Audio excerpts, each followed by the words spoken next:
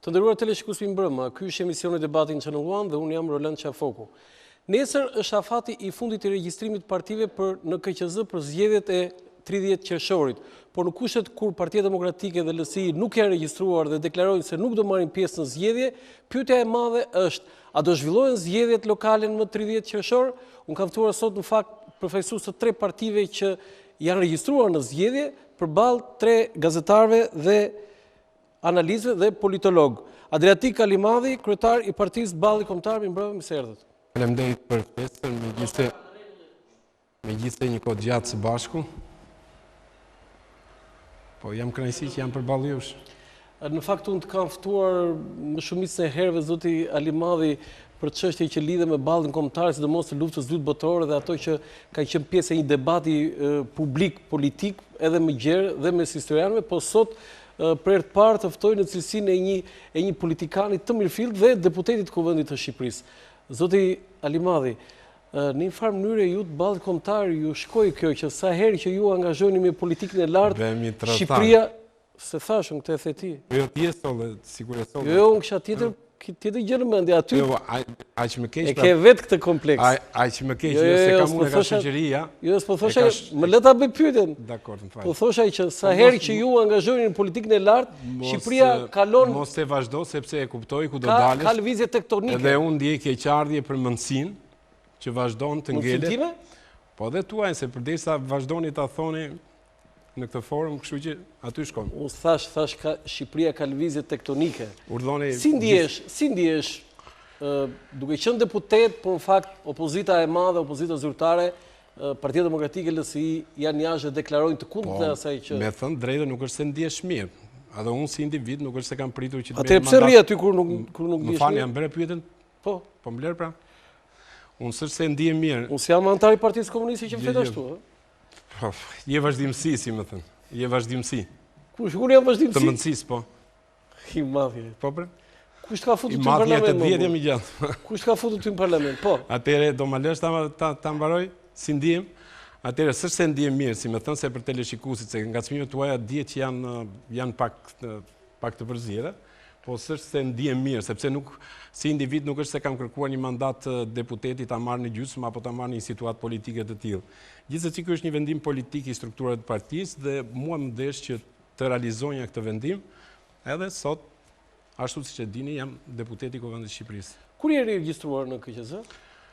Ne kemi çuar dokumentacionin sipas ligjit në ditën e shtunë dhe presim KQZ-ja të marrë vendim për regjistrimin e subjektit. Ka një afat tjetër për kandidatët, po partia juaj je ke prirjen si parti që të kesh në të gjitha bashkitë? Shiko, zoti Qafoku, ne sigurisht që ndjekim situatën politike dhe tani tashmë sa ka filluar, ashtu siç tha dhe ju, është afati i fundit për nesër, mund edhe të shtyhet, por mund të ketë edhe lëvizje politike të tjera në cilën nuk i dihet sepse gjendja e Shqipërisë kështu ka ecur. Bashkohen dy të mëdha bashk, tani është bashkuar LSI PD, po bashk bëjmë presionin e tyre, kështu që ne jemi në pritje të situatës politike. Po gjithsesi jemi të gatshëm për të marrë pjesë në zgjedhje. E shikoj që unë këto 2 orë do merrem shumë me ty, zoti Alimadhi, dhe pse të respektoj shumë, jemi dhe nga një anë, po ti ngacmon mua, unë ngacmoj më shumë ty dhe ty në një farë. Po unë mora pjesë në ceremoninë e eshtrave, kam hedhur një grush dhe te Mitat Frashëri, ai gjyshi im partizan do ketë lëvizur atje në varr. Kur e kam marrë vesh. Mirë është mos jetë ngritur ai, se po ngrit ai do shkoj te varri i Mitatit, se di çfarë do bëj tani. Nuk ngrihet i vdekuri nga varri. Besian Çeliku, kryetar i Forumit Rinior, zakonisht komunistët me mendsinë e tyre e bëjnë të ngritur dhe atë, siç e kanë bërë Ballin për 50 vjet. Ai ka qenë mos ta vijojmë këtë se ky është emision më vete. Besian Çeliku, kryetar i Forumit Rinior të Partisë Agrare Ambjentaliste, mirëmbrëma, mirë se erdhët. Mirëmbrëma, faleminderit për ftesën. Besian, ç'po ndodh? Si jeni, do merrni pjesë në mbledhje, në zgjedhje, ju keni bërë disa mbledhje, disa takime këto ditë? Po, pak më parë, para se të vija këtu ishim në mbledhjen e kryesisë. Po. Dhe u vendos me disa debate brenda që nuk do të regjistrohemi në zgjedhjet e ardhshme. Risia është që nesër në orën 9:30 të mëngjesit, 5 parti aleate të Partisë Demokratike, Partia Agrare Ambjentaliste, Partia Republikane, LZHK, PDK dhe PVD-njëshim, do do firmosin një pakt midis tyre, një marrëveshje politike, ku të 5 partitë do prezantohen si një trup i vetëm në sfidat e ardhshme politike. Ne vendosëm, edhe pse ishte një debat i gjerë në kryesin tonë, të mos jemi pjesë e zgjedhjeve që pretendohet që do të ndodhin në 30 qershor, sepse nuk ka barazi, kemi folur disa herë, jemi të pabarabartë karshi korrupsionit dhe të gjithë gjërat negative që qeveria aktuale e rëndit. Okej, kështu thot dhe Partia Demokratike dhe partitë e vogla. Besian, po faktori ndërkombëtar ju se merrni fare parasysh se keni pas pak lëkundje nga javën që shkoi, domethënë. Ne kemi pasur reagimet e zëvendës ambasadores Leila Moss Once ishin shumë të forta dhe kundër jush. Faktori ndërkombëtar bën thirrje që të zhvillohen zgjedhjet dhe gjithë faktori politikës të regjistrohen në zgjedhje. Por ne i bëjmë me dijet gjithmonë në takimet që kemi, gjërat negative dhe jo pse ne se na zhvon dhe një nofk, ne shmangemi garës. Nuk i shmangemi garës. Gara është bërë për të fituar dhe për të humbur, dhe nëse humbim, nuk ka asgjë anormale. Besian, kjo nofka shmangem garës është e embël, po ju, nëse ka nofk, ju bashkoni, po e çoni Shqipërinë në 97-ën, kjo është e rëndore, pa të shmangesh garës, ti që ndikur futbollist, nuk do luaj sot dhe kaq. Ja, duke qenë që jemi profesionist në këtë fushë, ne kërkojmë 3 gjëra bazike, zgjedhjet ndershme, monitorim të zgjedhjeve kundrejt të luftohet shit blerja e votës dhe normalisht duhet të ripar edhe bashkëpunimi me Partinë Demokratike. Ne si Partia Agrare Ambjentaliste bashkë me 4 partitë e tjera aleate, që nesër do jemi një trup i vetëm, do rishikojmë marrëdhënien që kemi me Partinë Demokratike, po jo në dëm të aleancës tonë, sepse jemi gjithë një trup dhe një mendje përbashkët. Ama mos e thuaj më këtë trup i vetëm, se mendoj kështu Agron Dukën, Nart Nokën, Fatmir Mediu një trup i vetëm, vjen është çik për humor kjo.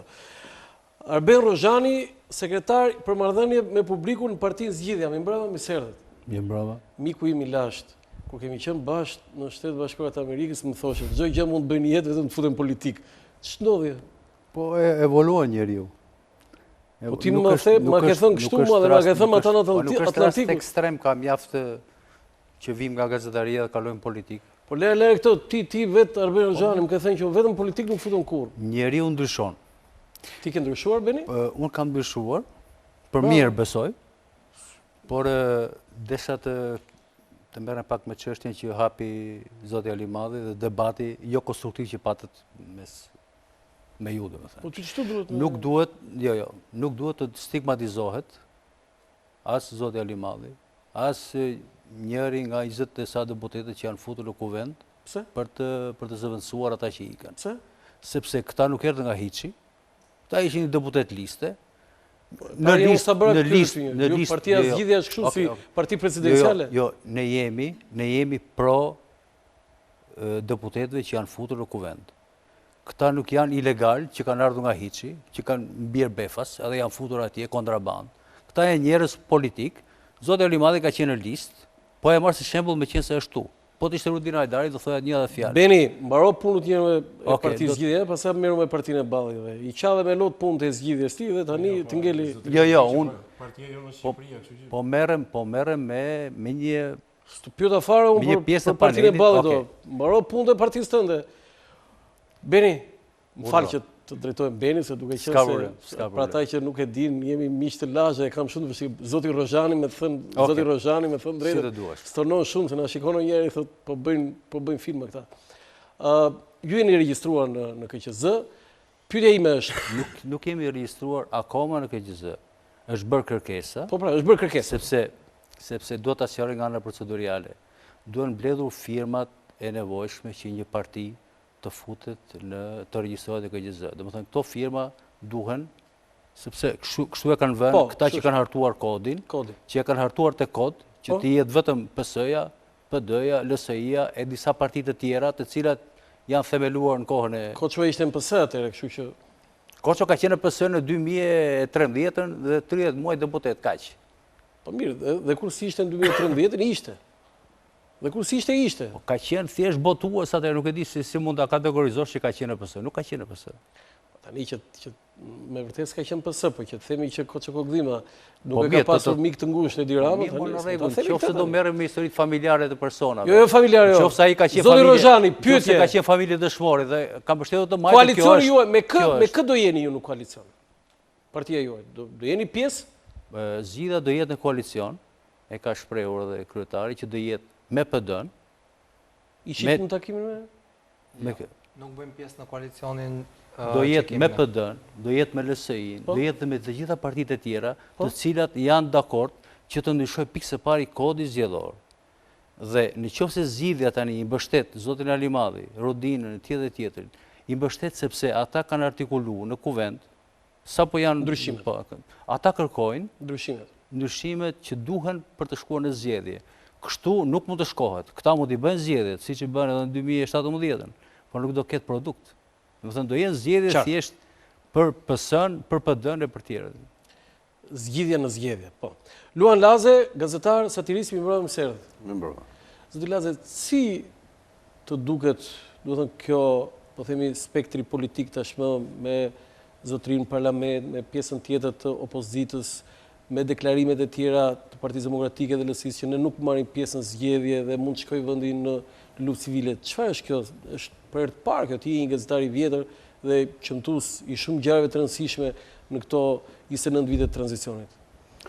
Mos më duket se përpasurohet skena politike me partitë të tjera, ato që janë. Këta ishin lojtarë rezervë dhe u futën, janë ndihmës të qeverisë, ndihmës të Edi Ramës. Edhe Ronaldo ka qenë rezervë edhe Messi. Këta që janë futur në parlament. Unë përdore fjallën rezervë. Unë kështu i konsideroj, nuk e konsideroj parti. Me që thej rezervë, është një term, një nocion sportiv. Në listë. Edhe Messi ka qenë rezervë, është futur, ka bërgon. Sepse, këtë s'ka neve ta themën, është thënë, kur partia merr një vendim për të larguar nga një për arsyet e saja, ata që futën atje, futën vetë për arsye personale, për një pension, për një rrogë të mirë dhe për disa privilegje. Të mos bëjmë sikur si dim këto. Që ideal mu të ketë një i PD-s që është futur atje dhe të më kërkoj mua, si qytetar, nëse unë do votoj PD-n, të më kërkoj votën. Unë se kuptoj do të fare, nuk e kuptoj. Pra, për mua skena politike është po ashtu si që është. Këto janë manovra, deri atë partinë e Benit e pranoj, sepse është një parti. Po, është formuar përpara këtyre ngjarjeve. Po, kjo është përpara këtyre ngjarjeve. Jo si parti kanë ekzistuar ata. Po futja atje për të krijuar një formacion politik kundra këtyre partive aleate që janë larguar nga parlamenti, apo për të dalë në zgjedhje, mund duket një truk tepër i rrezikshëm. Do kemi mundësi se shikojmë. Madje nuk e di, do futen në zgjedhje, po madje për këta. Ju mos e thoni të paktën. Sinqerisht po them, kur u fut zotëria në parlament, Adriatiku, thash për herë të parë më duket se doli u vërtetu që këta ka bashkëpunuar me gjermanët. Sinqerisht po të them, jam habitur, thash ta e pas kanë gjenë vëlla. Her pas herë si mund të, nuk Partia Socialiste, Rilindja Pavarësisht është parti shqiptare, s'ka lidhje me gjermanët, por në një situatë që ka ardhur Shqipëria, në zgryp të një katastrofe, të jashtëzakonshme, dhe të bësh ushtari i Edi Ramës, atje ushtari i Edi Ramës. Mendoj që Adriatik Alimadhi të bëri ushtari i Edi Ramës. Për interesa personale, shqiptarët... Shumë drejt në faqet ndërpres, sepse ky kod zgjedhor, emrat, nuk është se janë votuar direkt nga populli, i ka vënë partia. Se si ka vu partia, kryetarja, po dek brenda partisë, kjo ndryshon. Duke qenë që ti nuk e votuar direkt dhe merret një vendim politik dhe të prezantojmë dhe dy të tjerë se Ambjentaliste ta sqaroj pak të pjesë sepse tani se bëm si parlament tani për Ambjentaliste ta sqaroj pak sepse do bëjmë edhe dy prezantive. Do bëjmë edhe dy prezantive. Prit pak i lutem. Jo, prit. Nga momenti që zotëria po ju ja dhat është e padrejtë. Jo, do prezantoj dy tjerë. Ju ja dhat direkt sa të prezantoj ata fjala për ty. Haris Vongli, anëtare Këshillit Kombëtar Partisë Demokratike dhe pedagogën e Universitetit të Tiranës, mi mbrëmë sërët. Mi mbrëmë, faleminderit për ftesën. Haris, në këtë situatë dua një koment shkurt për hyrje. Ç'po ndodh në Shqipëri? Ti je jo vetëm pjesë e politikës, po edhe i qëmtuese, edhe studiuese për si politologe. Çfarë po ndodh në Shqipëri? Ç'është kjo situatë e pazakontë? Tani unë kam thënë edhe herë të tjera që është shumë e rëndësishme të bësh një analizë shkak pasoj. Pra ne ndodhemi sot këtu për disa arsye. Pra Shqipëria nuk është në momentet e saj më të mira. është me të vërtet momentet e saj më të këqija. Është për të përgëzuar që mediat kanë rolin e tyre që juve ndërtoni emisionet të tilla që njerëzit kanë mundësi të ulen përballë dhe të diskutojnë idetë e tyre, bazuar në atë që mendojnë, në mënyrë se si ata analizojnë, por do të harrojmë për një moment që ne jemi duke debatuar me njëri tjetrin dhe do të mendojmë se ne jemi duke i drejtuar në fakt shqiptarëve dhe është një mundësi shumë e mirë që ne jemi para kamerave dhe të bëjmë sadopak atë rolin tonë për t'i ndërgjegjësuar, sepse unë e them gjithmonë edhe besoj që propaganda ka me të vërtet një rol jashtëzakonisht shumë influencues në mendimin e qytetarëve dhe në hapat që ata do të marrin. Absolutisht që gjendja është më e keqja që ka qenë ndonjëherë në këto 29 vite të tranzicionit. Më keq Aris mos e thuaj se. Më keq se kaq nuk ka qenë asnjëherë. Më keq se kaq nuk ka qenë asnjëherë. Pra jemi në 2019-ën, neve jemi vend antar në NATO, neve lëvizim të lirë në Europë. Sot unë kam fatin të diskutoj me studentët e mi në Fakultetin Ekonomik, në Fakultetin e Shkencave Sociale, në Universitetin Europian të Tiranës dhe janë të gjithë me mendjen për tikur dhe kjo është shumë e trisht. Është shumë e trisht sepse unë kam qenë jashtë dhe jam kthyer. Nuk po flas për nacionalizma, as për ideale të mëdha, secili ka arsyet e veta pse ikën apo pse largohet.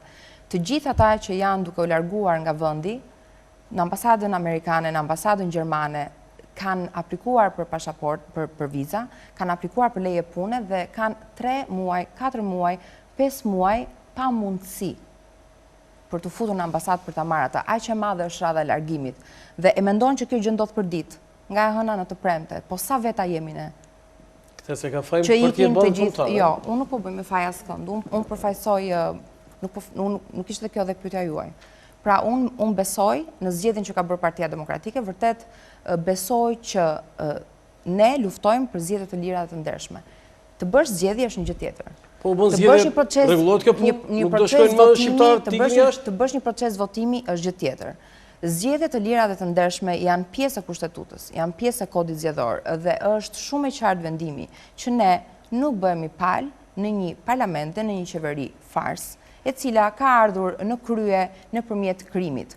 Partia Demokratike ka 6 vjet që denoncon me fakte, me emra, me zë, me figurë, afera korruptive skandaloze, me zë, me figurë, dosje, kemi rastin e Dibrës, kemi Lezhën, kemi Korçën, kemi Durrësin, që janë dosje të quara, këto tregojnë, po flasim për zgjedhjet, ta mbaroj këtë. Do kemi mundësi për të diskutuar më gjerë. Po sigurisht, mund t'i futem edhe më në detaj, dua të them që këto janë raste, janë fakte, të cilat janë çuar në një institucion, në prokurori, e cila është e gjitha prokuroria është e blerë nga qeveria, sikurse edhe media e të tjerë. Jo, është e vërtet. Edhe media blerë, ju PD-s ju smerrni me këto gjëra. Prandaj dhe kjo është teza kryesore.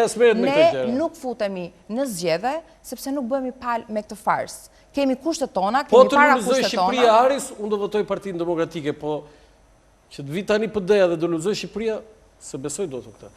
Marjon Gorica, gazetar. Mi mbrëma me serdhe. Mi mbrëma zoti Qafoku, faleminderit për Marjon, unë do të pyes më shumë të lidhur me media. Ka qenë që kaotike media këto ditë. Tani Rudina Hajdari do krijojë parti, jo po pritës do krijojë parti, jo po pritës është e patozi, pritës ka Ndira Bushati del thot, jo unë s'jam fare atje. Pastaj pjesa tjetër e lidhur, mos themi me ngjarjen e vjedhjes e grabitjes së 10 milionë euro. Jo po ishte ky, jo po ishte ai. Çfarë ndodh me media në këtë situatë? Sigurisht ka qenë një situatë jo normale për sa i përket fluksit dhe të informacionit dhe ngjarjeve njëra pas tjetrës që kanë ndodhur. Ka dhe mungesë transparencës. Sigurisht unë do ta prek edhe këtë pjesë për sa i përket dhe mos informimit si ne si media, po ashtu edhe ana qytetarëve, sepse ne puna e gazetarëve është të informojmë opinionin publik në lidhje me atë çfarë po ndodh realisht me situatën politike në vend. Ne sot kemi situatë, jemi në një periudhë të thjeshme të një procesi parazgjedhor për shkak të situatës që është krijuar nga partitë politike të mëdha në vend. Sigurisht është një situatë e cila nuk dihet ende si do zgjidhet. Ne kemi ndjekur shpeshherë deklaratat e fundit, një deklaratë sotme që ndoqja nga kryetari i opozitës Luzim Basha, duke referuar edhe temës së emisionit sotëm, latë në kuptoj që mund të ketë një proces zgjedhor, pavarësisht se nuk pati një konfirmim, por që pa pjesëmarrje mbas edhe të Partisë Demokratike. Si thash, janë disa orë të thjeshme para ditës së martë, e cila është ajo që do ketë një përsëritje në për këtë nuk e besoj, zoti Qafoku.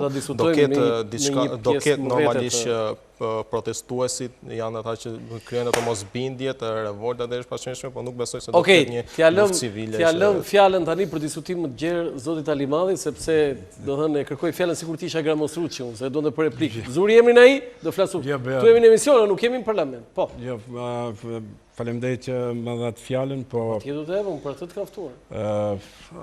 Nuk di si të shprehem për zotin Laze me një eksperiencë kaq të madhe mediatike të paktën. Nuk e di se çfarë është tyn ta lidh pjesën e historisë së Ballit për baltur tashmë 50 vjet edhe 30 tani i bie 80 vjet.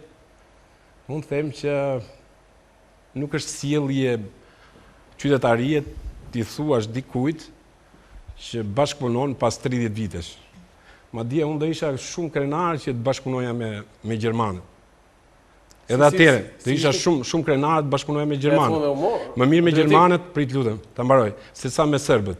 Më mirë me gjermanët se sa me serbët. Pra zoti Laze. Iku kjo pjesë. Po seriozisht këtë? Po seriozisht të çka. Po më mirë me gjermanët se sa me serbët, apo jo? E kuptoni kaq besoj. Më mirë me gjermanët. Sot ju po bashkëpunoni ju më shumë me gjermanët. Kush ju? Po flas për pjesën tjetër që e përdorni ju. Apo jo? Pa ju e përdor, nuk e përdor. Po mirë, po gazetari më provokoi mua. Tani ti me ironi e the atë. Ma lejoni iku kjo pjesë dhe nuk merrem me. Tani për çfarë tha zotëria në lidhje me listën, më duhet të sqaroj për opinionin publik pra tashmë, sepse është bërë kjo lista gangrena ku digjon ule ngri, sikur vetëm këto partitë që janë brenda Partisë Demokratike na kanë sjell atë si më thën mjaltin, e kupton, bashkëpunim me Partinë Demokratike. Flas për klanin e Zemunit, flas për klanin e Gërdecit, flas për LSI-n, flas për gjitha që i kanë vajtur tashmë. Pse bën dorë nderi? Po sepse atë përfaqëson pra. Kush? Zotëria. Po çfarë? E ka thënë Partia Agrare Ambjentaliste apo jo? Po dikur zoti Berisha kështu thoshte. Si thoshte? Po klani Zemunit. Më fal. Pse ne na gjykoni për çfarë thoni, kurse ne po gjykojmë për çfarë ju kanë thënë. Ta mbaroj, po. Bien kontradikt me vetë ne mos ta gjykoni, tani në lidhje me listat, më duhet të them që për shkak të situatës politike që krijuan dy personazhe, Basha e Rama, për shkak të një marrëveshje që ata realizuan, ne na suprimuan të drejtën e pjesëmarrjes së futjes me sigël në lista. Pra çka do të thotë, ne nuk u regjistruam, madje firmosëm me Partinë Demokratike dhe të gjitha partitë e tjera, çka do të thotë që u penalizuam në këtë rast për shkak të dy personazheve dhe ram dakord që të pranonim emrin në listat e Partisë Demokratike. Por kjo nuk do të thotë sikur unë ta kisha siglën e subjektit. Do merrte votoj? Po pra, do menja vota pra dhe i pyetja Aris. Po. Më bëri shumë përshtypje dhe sigurisht më pëlqeu shpreha që tha jemi gjithë këtu për Shqipërinë. Po. Çfarë mendon se të qenurit në parlament po bën mirë për Shqipërinë? Po, unë nuk e di, po ju jeni pedagogë apo jo? Po. Nuk është standardi pyetjes që më drejtohet mua, se për shembull unë e di se çfarë. Jo, unë e di pra. Kur ne thoshim që PD-n ai merrte votat dhe ja jepte dikur Partisë Republikane, kur ne na i merrte votat Partia Demokratike dhe ja jepte dikur të gjitha partive të tjera, pra do të thotë që e kemi kërkuar më parë se sa Partia Demokratike vjedhjen e votës dhe fenomeni vjedhjes votës ta kuptoni mirë ju. Do të thënë juve keni qenë kundër gjithmonë vjedhjes së votës, keni qenë gjithmonë për zgjedhje të lira dhe të ndershme dhe jeni futur në një parlament i cili ka bashkëpunuar për ta vjedhur votën. Pse e trajtoni kështu ju? Po pse Partia Demokratike pse u fut fill pas zgjedhjeve 2017? Pse u fut me këta? Ju lutem. Ishte Partia Demokratike, siç e tha dhe deputeti që hyri në zgjedhje menjëherë duke pranuar mandate, sepse në rast se do kishim një situatë tillë mund ta konstatojnë, mund të ishin dorë nga mandati, që në këtë moment atëherë është një politikë e cila debatin apo luftën për të mirën e vendit e kanë parlament. Për sa kohë që janë zgjedhur për parlament, për çfarë zgjidhen një deputet? Për çfarë zgjidhen një deputet? Përfaqësoj qytetarin në parlament. Parlamenti aty nuk ka individ. Kodi zgjedhor përcakton që qytetari ishte shqiptar kodi nuk zgjedhor që voton emrat. ndryshoi Partia Demokratike në 2008 dhe është drafti që Partia Demokratike propozoi. Ishte një nga propozimet më skandal që Partia Demokratike bëri procesin zgjedhor. Që të shkojë në zgjedhje apo jo, që të lërë mandatet apo jo, mandati dhe vendimi për lënien e mandateve apo për daljen nga parlamenti e marrin në grup. Kjo është më se e domosdoshme nëse neve duhet të sigurojmë. Ne nuk po flasim për një parlament të paqënshëm, nuk po flasim se parlamenti nuk duhet dhe parlamenti nuk është një armë demokratike. Puna për ndryshimet e kodit zgjedhor. Parlamenti është një parlament i kapur, është një parlament i krimit. Kemi 4 raste të zgjedhjeve, të cilat janë raste skandaloze që tregojnë me zë dhe me figurë zgjedhjen e votës. Dhe ata persona përgjegjës janë aty. Në mos në parlament janë pjesa e qeverie. Nuk ka thënë askush, nuk po flasë për përgjithësi, nuk po flasë me emra. Nuk ka thënë askush që në parlament nuk duam të futemi. Ka thënë që të zhvillohen zgjedhje të lira dhe të ndershme dhe shumë e rëndësishme të kuptohet koncepti zgjedhje të lira dhe të ndershme dhe jo të votuarit, të gjithë nuk të votojnë. Po derisa ne shkojmë te kutia e votimit, ka ndodhur një seri gjërash, ka ndodhur disa ngjarje, pra është manipuluar, është bërë presioni, është bler vota, ja dhën lekse, prandaj është varfëruar ky popull. Se të rish në qeveri, të kesh të lutem ta mbaroj pak argumentin. Para zgjedhjeve të 2017, jo mos e mbaroni sepse të lutem. Para zgjedhjeve të 2017-s, të gjitha partitë jo parlamentare, të lutem.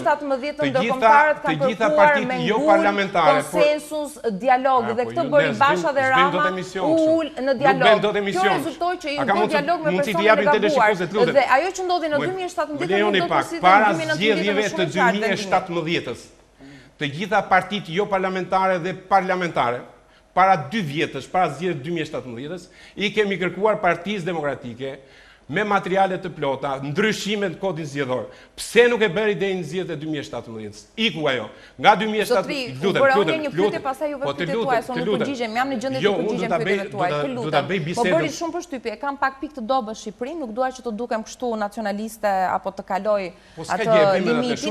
Vërtet më pëlqeu sepse këtu jemi të gjithë, jemi të gjithë Partia Demokratike, po do të jemi mbi gjitha përfaqësues të disa vlerave. Çfarë do të thotë të përfaqësosh Shqipërinë në këtë moment? Në parlament, në cilin parlament? A ka mundësi? Në atë parlament gjishe PD-ja? Në atë parlament gjishe PD-ja është larguar. Po pra, atëherë lejoni ta them. Parlamenti është larguar. Këtë që po kërkon Partia Demokratike. Parlamenti i kaluar është larguar. Dhe gjithë deputetët janë larguar. Nuk është më ai parlament është inekzistent. Këtë që po kërkoni ju sot. Jeni 100 veta, nuk e keni kapur. Po na lejo pak ta bëjmë bisedën pak më të qartë. Pra po ju them edhe një herë. Para zgjedhjeve 2017-s, të gjitha partitë jo parlamentare, edhe parlamentare, i kanë kërkuar Partisë Demokratike ndryshime të kodit zgjedhor. A i bëri? Jo. Edhe pas zgjedhjeve të 2017-s, a i bëri Partia Demokratike? Kishte kohë. Mos harroni që krijoi një situatë jo të këndshme. Prit, për mendimin tim. Po prit, se kemi hyrë në kushte edhe më të këqija në zgjedhje. Në kushte edhe më të këqija kemi hyrë në zgjedhje. Pra, që ta bëjmë pak më të kuptueshme këtë.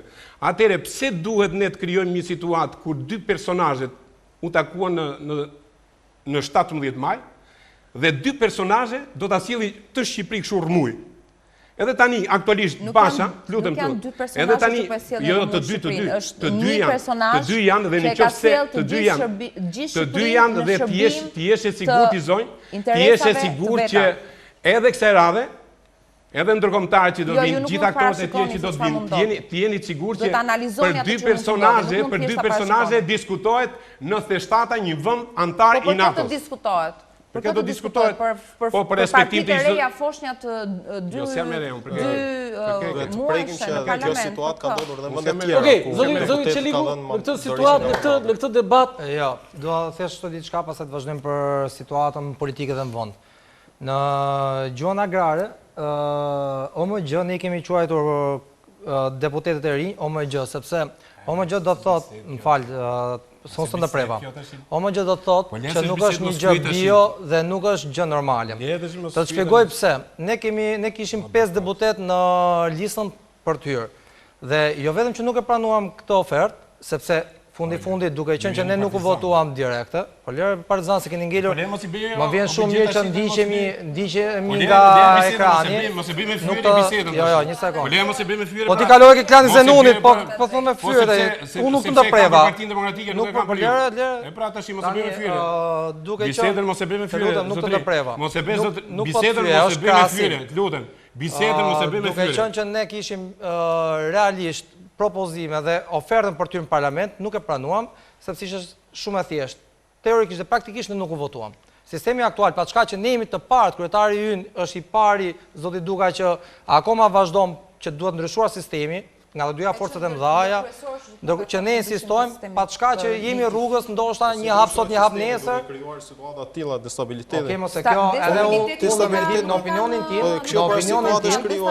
në parlament po përmendni kodin zgjedhor. Më thuaj kodi zgjedhor i vitit 2008, ndryshimet që bëri qeveria Berisha. Të lutem ta mbaroj. Në opinionin tim do ishte më mirë që të pjesa luftonin. 2 do të diskutojmë vetëm për atë. Në opinionin tim, do ishte më mirë që të luftonin në parlament për ndryshimin e sistemit zgjedhor. Gjë që është pa mundur për shumë faktorë që ne të mos i përsërisim. Doroqën në moment që fillon. Duke qenë që ne nuk e pranuam këtë gjë, do të kuptoj. Duke qenë që ne nuk e, po një sekondë ose ne jemi të lirë, nuk jemi si në partitë e tjera që imponohet mendimi. Ne kemi mendime të ndryshme dhe respektojmë brenda partisë mendimet. Tani, të lutem, më lë të mbaroj. Duke qenë që nuk e pranuam këtë gjë, ofertën për të qenë pjesë e parlamentit, thjesht e para moralisht nuk na takonte, dhe ne nuk mund të bëjmë pjesë e një teatrit të tillë, dhe do dalim me një program, me një perspektivë më të mirë për shqiptarët. Tani, të themi realisht, personat që janë aty brenda, që u zëvendësuan, nuk përfaqësojnë direkt votat e votuesve. Pse? Sistemi aktual ta ndalon këtë gjë. Nëse do kishte listë të hapura, unë po them se nuk hym neve për të dalë në krah zotërisë që të kuptojmë ku jemi. Sistemi aktual nuk ta lejon, nëse do kishim lista të hapura, ne sigurisht që do kishim jo më larg, jo më larg se një javë më parë, jo më larg se një javë më parë. Ne kemi pas dhe oferta nga mazhoranca aktuale, dhe nuk është turp ta themi dhe është sinqert, që ne të kalojmë nga krahu tjetër dhe këtu ndryshojmë nga pjesa që është në parlament tani, sepse nuk e duam atë karrike për pushtet. Publicitet, pjesën tjetër të emisionit. Do ta diskutojmë edhe një herë këtë.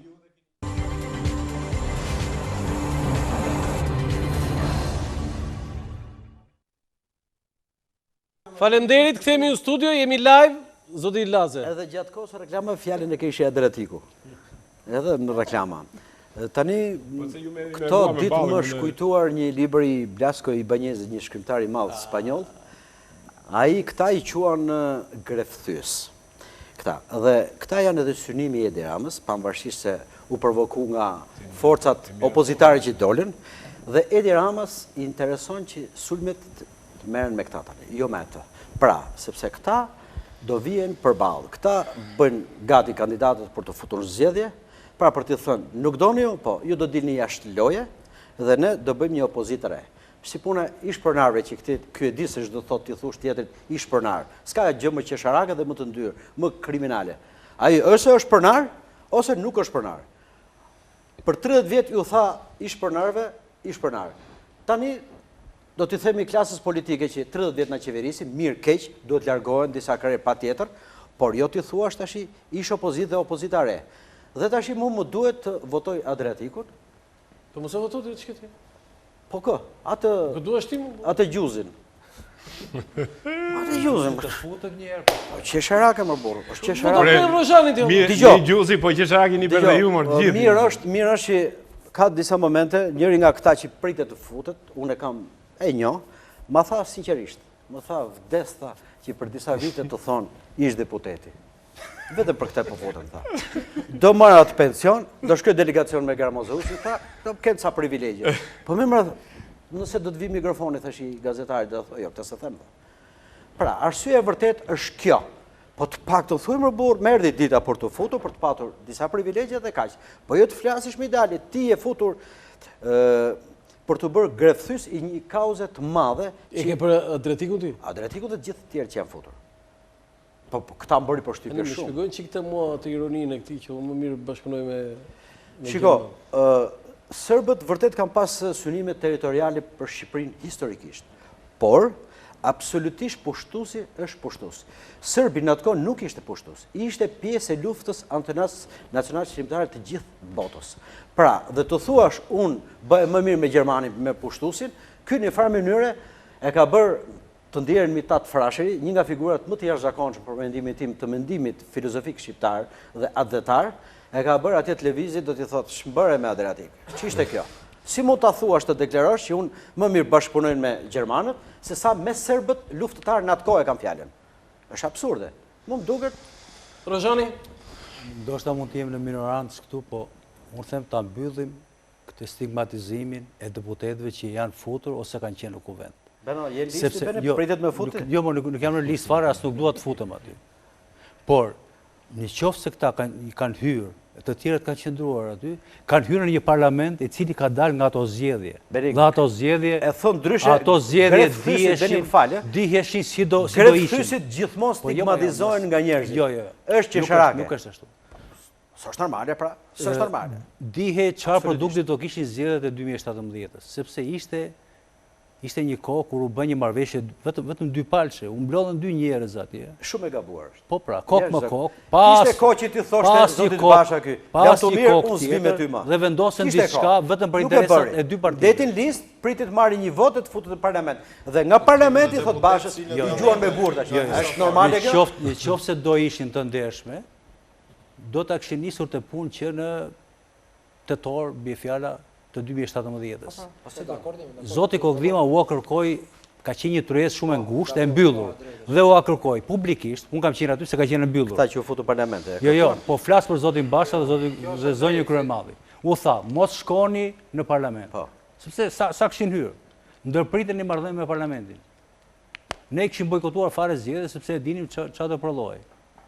Ata thanë jo do vazhdojmë dhe tani kujtohen, mbas 2 vjetësh kujtohen që e parlamenti ishte i blerë, vota ishte e vjetër e tjerë. Kjo është e pamoralshme. Më thënë, dhe ti kërkosh llogari Adriatikut dhe në 2019 nuk është se kanë pushuar se dali skandale, sepse skandalet të dalin aq shumë në rritje dhe aq shumë të shpeshta, sa që nuk mundet ta prisni me thjesht kohën 2017, 2015, 2019. Nuk kishte nevojë të dilte filmi me breket e Shukriut që ti të merrje vesh. Ne nuk po flasim për çfarë ka ndodhur, çfarë ka ndodhur në Dibër, nuk po flasim për nuk po flasim për atë cilësi atë cilësi problematikash dhe shkeljesh janë kapur. Do të thënë, problematika sot është shumë herë më e madhe se kaq. Po ç'të keq e kaq që të gjithë bashkë të bëhen dhe për ta parë kauzën më në thellësi. Për ta parë kauzën më në thellësi. Nëse do shikoni raportin ose OSBE-ut, problematika ti kishit aty. Është e pa precedent dhe ne do ta marrim seriozisht. Zoti Rrozhani, jo për të rënë sy për një çështje apo për një çështje tjetër. Zoti Rrozhani, doja të komentonit, unë kam nxjerrë disa citate, slajde me deklarime më të fundit për situatën politike në vend, pra për zgjedhjet lokale, pjesëmarrjen në këtë zgjedhje dhe çfarë ndodh nëse nuk do marrin pjesë partitë kryesore të opozitës. Ju lutem regjia, nëse është mundur slajdi i parë, kemi kryetarin Basha, do pamundësojmë përmes përshkallëzimit të aksionit opozitar dhe qytetar mbajtjen e zgjedhjeve fasadë të diktuara nga krimi i organizuar dhe paratë pista që shkatërrojnë demokracinë dhe vullnetin e qytetarëve shqiptar. Luzim Basha, kryetari i PD-s. Zoti Rrozhani, komenti yt për këtë? Është një përsëritje atyre që tha atëherë në çadër, nuk vërej asnjë dallim. Do thënë, ishte duhet më e kaluar. Po. 3 muaj në çadër, u caparit ata njerëzit e shkret. Dhe përfundoi në një pakt mesnatë aty që ishte shumë e turpshme. Ata duhet të kërkojnë falje një herë për atë gjë. Pastaj të dalin të recitojnë me këto citatet të përzgjedhura. Ai është një qëndrim politik. Kjo është është një aksion serioz politik. Neve këtu nuk do vim të flasim për një deklarat apo për një deklarat tjetër, ne këtu mund vim të flasim e theksoj për një sër absolutisht shumë e rëndësishme. Dua të them, i fundi zyrtari i Partisë Demokratike. Të jesh përsëritës për kauza kaq të mëdha nuk ka asnjë gjë të keqe.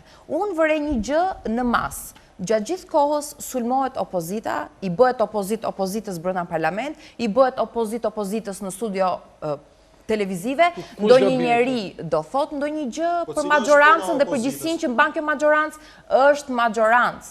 Është zgjedhur me shumicë votash, ka ardhur me një program të caktuar. Nga viti 2000, të lutem Landi, nga viti 2013 nuk e thot kjo opozit, kjo thot mund të ketë, mund të shkojë vendi deri në përplasje civile.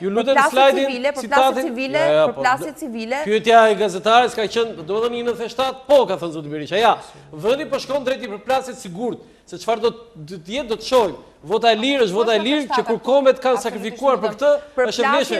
Fasad nuk mund të jemi. Opozita e ka këtë betejë me çdo çmim, për të lutem, se po të marrim të interpretojmë fjalët, është komplete drejta juaj, të lutem Landi.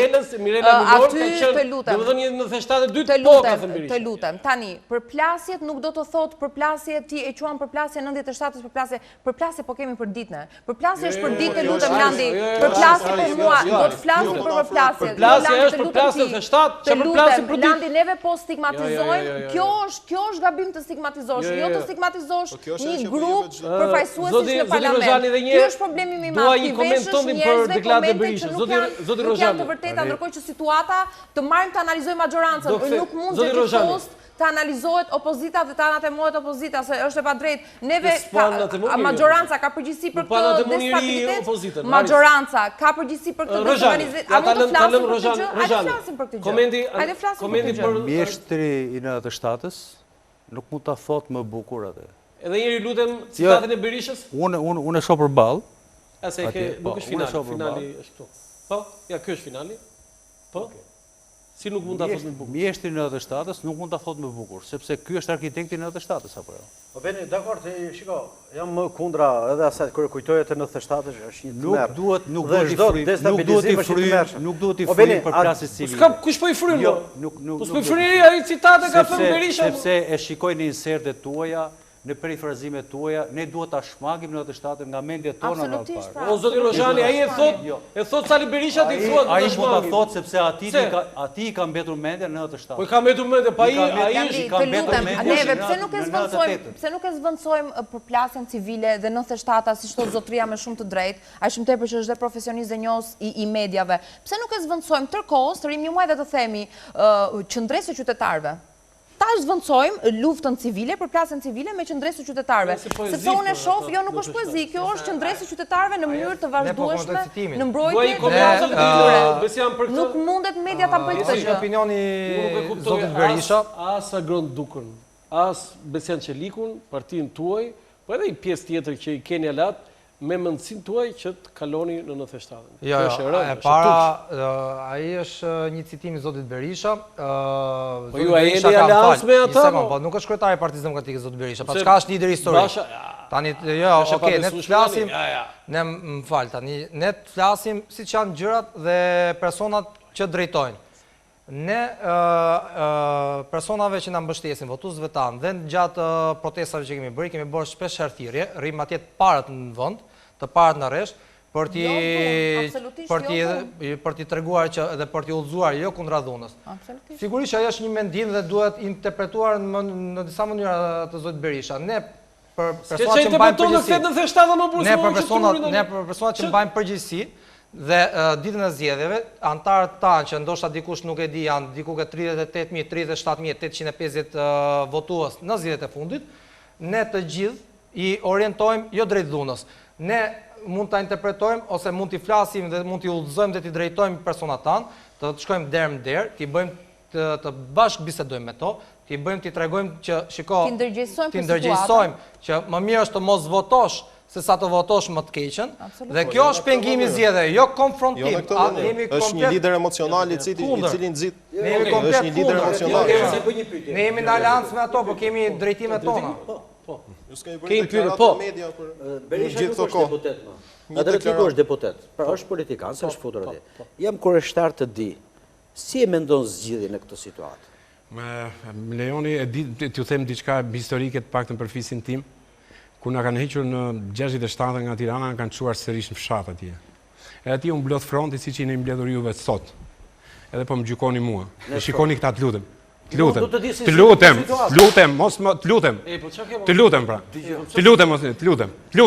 lutem, pra, qëndro pak. Adriatik, edhe në 67, të lutem, as i sigurimi, ti ke qenë i sigurimi. Të lutem, një ballist i sigurimi, ti. Në rregull, dakor. Po të lutem pra. Mos më çaj kokën, më tash më flet mua. Po lere kokën, më zotri, lere kokën tash. Unë i frontit? Të lutem pra. Unë tashmë të lutem pra, të lutem. Apo kujto se ka imunitet. Të lutem, or ti zotri. Or zotri, po lere imunitetin më zotri. Kujtoj që ka deputetin Grezërit. Po jo më lere, deri tani ke folur ti, të lutem pra. S'ka folur, bëra një pyetje. Të lutem pra, po mirë pra. Berisha po prit pra. Ai thuaj si zgjidhet kjo. A do mlesh tani?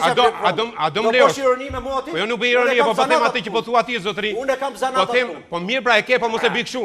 Mos e bëj kështu. Edhe unë prandaj po them që keqardhje, jo zotri. Keqardhje që unë erdha sot në këtë emision për të gjykuar i tillë.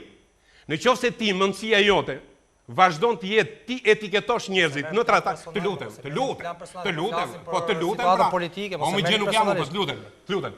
Tash nga momenti që ti e ke filluar bisedën direkt me mua, me mandatin, me ata që hyjnë aty, dhe ata janë tradhtarë, dhe ata janë bashkëpunëtorë, unë kam të drejtën të flas. Nga momenti që unë po të lutem pra, tani ki pak respekt, unë nuk e di. Jeni më këto parabolizma, më thuaj si e zgjidhni. Nuk kam qenë ndonjëherë përballë teje. Po ta dinja se ishe kështu sinqerisht. Valla e kisha shumë, po ta dinja. Jo, të lutem. Po të lutem pra, po pse ndryshon zoti. Ti e ballisti. Po s'ka kuptim që po thoni tani. Ti kam përballë. Si? Ti e ballisti dytë. Po ti se njëri ka qenë më me dinjitet se ti. Po ti se di se kush është balli apo ti se di se kush jam unë. E di më mirë se sa ti. Po jo më se di më ti tani. Nëse ke marr rolin për të bërë, si më thënë, rol, ai ishi për rolin, mos e ngri zërin. Ti për rolin, as çfarë, as duhet të di për rolin. Po lere mor tani ato. Unë po të pyes ti pranon të përgjigjesh, më thuaj, ai s'është deputet Berisha. Të lutem, ti e parlament. Më pyete? Ore zotri. Po, as përgjigje. O zotri, po do përgjigjem siç dua unë, jo siç do ti. Jo më çfarë duash ti. Ore, unë do përgjigjem siç dua unë. Unë jam mësuar i lirë. Je shumë i lirë. I lirë pra, i lirë jam. Unë jam i lirë. Je i lirë. Po jam i lirë pra. Nuk jam si puna jote, zotri. Nuk jam si puna jote ti quash njerëzit tradhtar, bashkëpunëtor. Jo. Unë kam marrë një vendim politik. Sidomos ju ballit një. Po pse çaj di ballin? Po çaj di ti ballin? Çaj di ti ballin? Sepse çaj di ti ballin? Ku e di ti ballin se kush balli? Po ja shikoj ty. Po jo, po mua si duhem unë? Si duhem unë? Shikoj ty. Po unë si duhem. Po mitati s'ka qenë ashtu bashkëpunëtor. Po mitati se ti se një mitati. Jo, jo, kush ka qenë? Ti.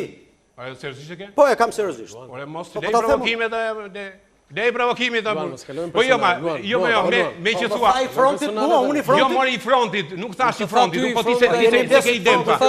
Mua po më duket vetja sot, si në 67-ën. Kur të partë e mi po ju thoshin, i shikoni këta ju janë armiq, sepse ju, ore, zoti Lana, a ka mundësi të përgjigjesh pyetjes? Ore, unë s'do përgjigjem si do ti është. Po si dush ti përgjigje pra? Po si dua unë, po. A theti çfarë deshe për mua? A theti çfarë deshe? Tradhtare ku dëgjone, si duken ata që janë brenda, ku dëgjon 1000 gjëra the, apo jo? Tani unë po të përgjigjem.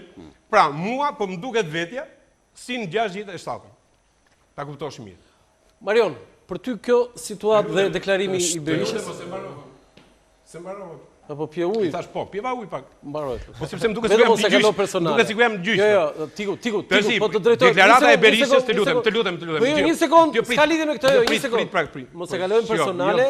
Ne bash ti me mua, edhe për shkak të njohje, mund të bëjmë një ngacmim. Po jo, zotria me që bëri personale. Po prit ai e ktheu. Jo, edhe ty të them edhe Luan. Po prit pra, me që zotria thot për mua që jam bashkëpunëtor, nga ky moment kur të doja ai, të shkojmë dy bashk të hapim çfarë dosin time dhe dosin atje.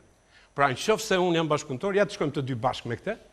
Prandaj se kam marrë mandatin unë historikisht nga 2005 në vazhdim, sepse s'kam qenë i tillë, se po t'isha i tillë sigurisht. Por e ftoj të lutem tani. Ti duhesh për këto ditë, për këto ditë. Po je ti provokator, Marjon. Ti lutem, jo, prit, ti përgjigjem asaj çka ka thënë Berisha. Berisha është një lider vërtet historik dhe Berisha e një politik. Jo, po fyen, po lere tash. Po lere tani, po lere tash çka debati është ai. Vazhdo se ishte. Fjalia e Berishës është një fjali më shumë politike se sa është një presion, si më thon, se sa është një, nuk e di, një 97 siç e trajtojnë mediat. Pra, ajo është një paragraf i tërë i Berishës, është një, si më thënë, një presion politik ndaj situatës politike në vend. E ke shumë kapim. Okej, Marjon? Zoti Berisha, për mendimin tim është një lider emocional, i cili ka tepër impakt, por me deklarata të tilla natyrisht nxit dhe pjesën e luftës civile. Për mendimin tim, Shqipëria nuk ka kohë të mbasin lidhje për plasje brenda vendit, por është në momentet të cilat duhet të integrohet drejt Bashkimit Evropian. Në rast se ne do duam që të kemi një proces dhe një situatë tjetër, atëherë palët të ulen në diskutime dhe të bëjnë, ne nuk kemi parë një herë që opozita dhe majoranca të ulen bashkë në diskutime për një ndryshim pozitiv në favor të vendit. Shpeshherë shohim kur janë çështje interesa politike partijake ndryshme. Këto janë deklarata të cilat realisht nxitin situata të pakëndaqshme për qytetarët. Do doja nga regjia, janë slajdet e ndërkombëtarëve, tashmë kemi një të ambasadores, zvënës ambasadores së Shtetet Bashkuara të Amerikës në Tiranë, dhe do doja Leila Moses Wans, komentin e doja nga ty, Haris. Nxisim ju lutem, një moment sa të nxisim këdo që mendon të kandidojë që të regjistrohet në zgjedhjet vendore të 30 qershorit. Mirëpres konkurimin demokratik të hapur dhe energjik në kutinë e votimit. Votuesit shqiptar duhet të kenë mundësinë të zgjedhin me një gamë të gjerë kandidatës që do të përfaqësojnë vërtet ata.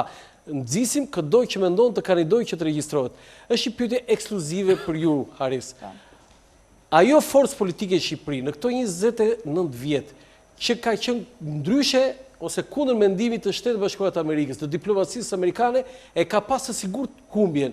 Tani, mbështetja më e madhe e Shqipërisë në të gjitha aspektet. Është e pa diskutuar jo, me Landi. Dhe Partia Demokratike e kundërshton, bën deklarata kundër zvënës ambasadores, kundër diplomacisë amerikane. Çfarë po ndodh me Partinë Demokratike? Nuk vjet absolutisht në diskutim që SBA-ja është aleati strategjik dhe aleati më i fuqishëm dhe më afër i Shqipërisë. Tani, Partia Demokratike nuk kanë mision diplomatik në Shqipëri.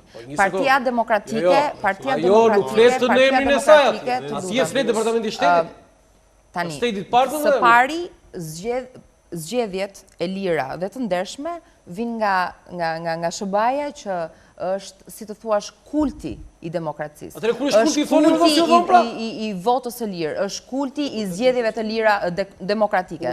Tani, që sigurisht roli diplomatik dhe gjithë kasta diplomatike në Shqipëri ka të drejtën të thotë fjalën, të mbajë qëndrimin e tij apo të saj në raport me gjendjen aktuale, këtë nuk e, sepse është misioni i tyre, askush nuk e heq. Por që problemet së pari duhet zgjidhen brenda në shtëpi. Problematika duhet të zgjidhet në Shqipëri dhe i takon shqiptarëve dhe përfaqësuesve të shqiptarëve me votë të lirë dhe të ndershme. Si do të zgjidhni bashkë kur i thotë Ramës unë s'takojmë fare me ty. Të zgjidhni fatin e Basha dhe Rama janë takuar një herë në 2017 dhe ka rezultuar me kërkesë të vazhdueshme nga ndërkombëtarët që ata të uleshin në bisedime. Dhe ka rezultuar që ajo nuk ishte e suksesshme sepse ajo u përdor siç përdoret me mjeshtri nga Rama, jo vetëm ajo çështje. Sulmet e opozitës ndaj qëndrimit të ambasadës amerikane. Absolutisht nuk janë sulme. Është opozita ka qëndrimin e saj dhe ka bërë shumë të qartë dhe opozita në bashkëpunim jo vetëm me trupin diplomatik amerikan, por me të gjithë ndërkombëtarët e tjerë, me të gjithë ndërkombëtarët e tjerë e kanë bërë shumë të qartë që një gjë i bashkojnë, janë vlera. Jam shumë e bindur që nëse përfaqësuesi diplomatik do të dilin të flisin për qeverinë, jam shumë e bindur që nuk do të kishin një qëndrim. U bëj thirrje atyre partive që kanë braktisur institucionet e Shqipërisë që të riangazhohen në procesin politik. Pjesëmarrja në zgjedhjet vendore të qershorit është mundësia më e mirë për ta që ta bëjnë këtë gjë. Juve e dini besoj që gjithë Ballkani dhe gjithë rajoni, jo, shumë e vërtet. Ata ka shumë të gjithë ngjarjet politike, aksionet Landi më pyete, duat përgjigjem.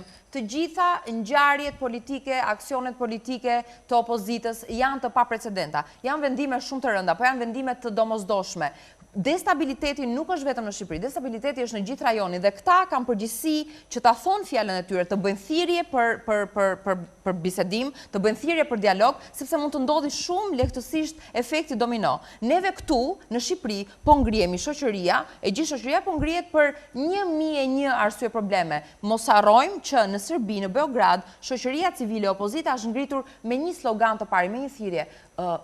zoti drejtues i shtetit ton ka bler media. Pra, Vučić manipulon opinionin publik. Një komb i tërë që është ngritur sepse Vučić ble opinionin publik. Po këtu që ka blerja opinionin publik me 1 milion arsye të tjera. Është shumë e vërtet kjo. Një farë mënyre, unë do të justifikoja qëndrimin, si mund të quhet të thojë, anti-amerikan të Partisë Demokratike. Ti është anti-amerikan? Nuk është. Po që është? Sepse, po citoj zëvendës ambasadorën, votuesit shqiptar të zgjedhin, në cilat zgjedhje, votuesit shqiptar zgjedhin përfaqësuesit e tyre. Më thoni ju, në cilat zgjedhje? Ti ke një listë të mbyllur të kryetarëve të partive. Votuesit janë të përjashtuar nga ky proces. Ai merr një listë aty. Del te sistemi, kjo është normale. Jo, është e qartë. Nga këtu zgjedhje mund nxisin pjesëmarrja në zgjedhje, unë po kap te pjesën tjetër. Votuesit shqiptar të zgjedhin. Kë do zgjedhësh ti? Do zgjedhësh listën e kryetarit tënd. Lista është e mbyllur. Lista e 2017-s është bërë në minutën e fundit.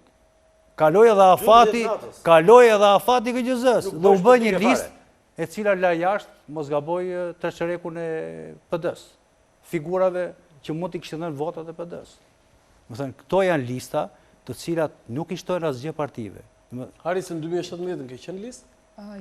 Jo. As në të zgjedhjet lokale? Jo.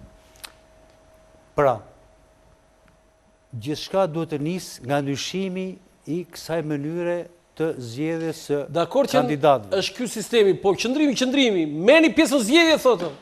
Çdo ambasadë, qoftë edhe ambasada më e fundit në Shqipëri, në qoftë se do të ftohej për të dhënë mendimin e saj. Jo, nuk e nisoj. Qëse ambasada amerikane me në ambasadën X. Do të thoshte që duhet të marrin pjesë në proces.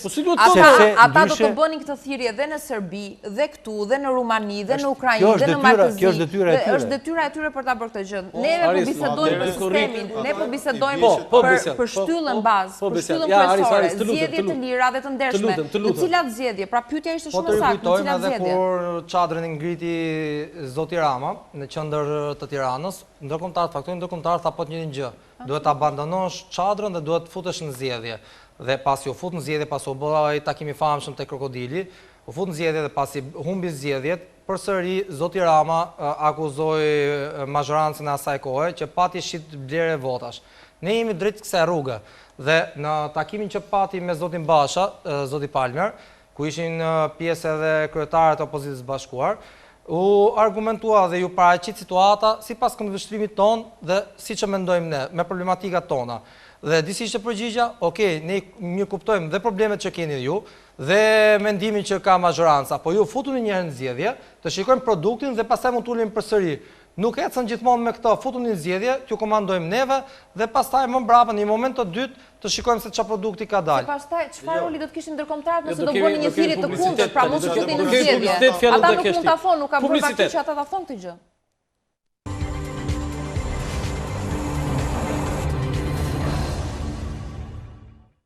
Faleminderit, kthehemi në studio. Zoti Laze, sepse kërkohet 3 herë fjala. Apo kur e kërkon në gjatë publicitetit tim pastaj harron. Po më bëj pyetjen. Jo, kërkohet fjalën dhe për çfarë kërkohet fjalën? Po s'mbaj mend para për ndërkombëtar. Deklaratën e këtyre. Shiko, ka drejt zoti Alimadhi i thotë që unë vere se ne shqiptarët, qoftë edhe në studio, kryesisht në studio, jemi shumë hipokrit. Ndryshe. Fol për veten ti. Unë shikoj edhe shokët, se unë flas. Fol për veten ti. Jo, më flas edhe për të tjerët. Ndryshe flasim në kafe dhe ndryshe flasim për studio. Për shembull, mua si qytetar më ka bërë përshtypje deklaratat e këtyre ndihmës sekretarit edhe kësaj të ndihmës zëvendës ambasadores që është këtu, që duhet të futen patjetër në zgjedhje, duhet të futen në parlament, duhet të bëjnë. S'kam parë një herë një deklaratë për kaq viteve qeverisjet e Edi Ramës, me skandale, me vjedhje nga më të çuditshmet, madje duke quajtur edhe Zërin e Amerikës. A më ta mbaroj unë tash? Po si s'ke parë. Po si të lodhi, zëri i Amerikës si kujtosh? Është i State Department ai. Ty Amerika s'të merri na, do marrin mua, ç'kete? Këto që po them merr mua. Po s'ka lidhje kjo më. Zëri i Amerikës është i Departamentit të Shtetit, e di këtë gjë. Po atëherë si? Po ato s'bëni deklarat për atë që tha Edi Rama. Po s'ke nevojë atë e kanë bërë atje, është radio Departamentit të Shtetit, i thua s'ka bërë. Dhe mua më bë përshtypje, zgjedhjet vidhen tendera. Vidhet rina si atje. 10 milion ku ishte zëvendës sekretari i shtetit tu dhe asnjë deklarat. Dhe në mënyrë absurde ti i thua futun parlament, futun zgjedhje. Më vëllai dash, unë po të them, ky më vjedh. Më vjedh më vëllai, është dihet është i faktuar që të vjedh votat, ti blen. Si t'ja bëj? Futu. Atëherë pse do të dëgjoj atë? Ja ç'po i bëjnë Haradinet atë? Asgjë. Kryeministit. I ka thënë, jo nuk e heq taksën serbisë dhe nuk pa heq. Asgjë si ka bërë. Dhe për mua ka bërë një qëndrim tepër dinjitoz dhe shumë madhëtar për Kosovën. Prandaj s'ke për të bërë kur deputeti. Faleminderit. Zoti Alimadhi, për ty qëndrimi zëvendës ambasadorës dhe unë sekretari mendoj që Shqipëria një vend anëtar i NATO-s, në fakt sigurisht që amerikanët, por edhe të tjerët, paktën ato shtetet më demokratike, si më thënë që kanë qenë aleat strategjik të Shqipërisë, gjykoj që janë në fazën e parë të kësaj përplasje politike që po vjen, dhe gjykoj që tjetër reflektim do kemi në vazhdimsi. Çka do të thotë që gjykoj që do gjendet një gjuhë politike, por edhe nga ndërkombëtarët. Po, mos harroj që 17 maj i 2017-ës prodhoi një situatë tjetër. Kështu që unë gjykoj që do ketë një komunikim, do ketë një ndërhyrje,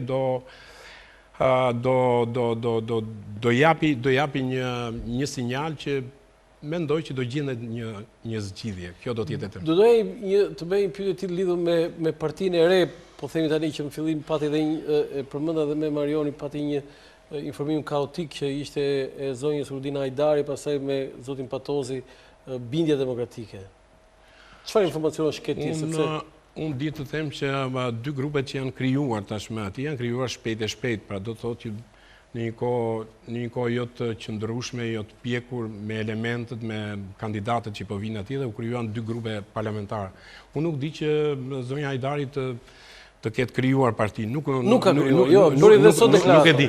Unë gjykoj që skenaret politike tashmë vazhdojnë nga elementë që janë larguar më parë nga PD dhe ata mund të kenë idenë e regjistrimit në ndonjë subjekti politik. Madje ishte kaotizmi zoti Alimadhi që ishte edhe Endira Bushati në bordin drejtues, ajo doli dhe tha që nuk kanë qenë. Di që vetëm zonja Ajdari ka krijuar një grup parlamentar prej 7 deputetësh, edhe di që edhe qendrimi i deputetëve që janë brenda tashmë janë shfaqur, disa janë shfaqur kundër krijimit të partisë. Ju jeni në grupin? Jo, absolutisht jo. Ju nuk dojeni as në asnjë grup? Jo, të shohim. Jo, do jeni një grup tjetër.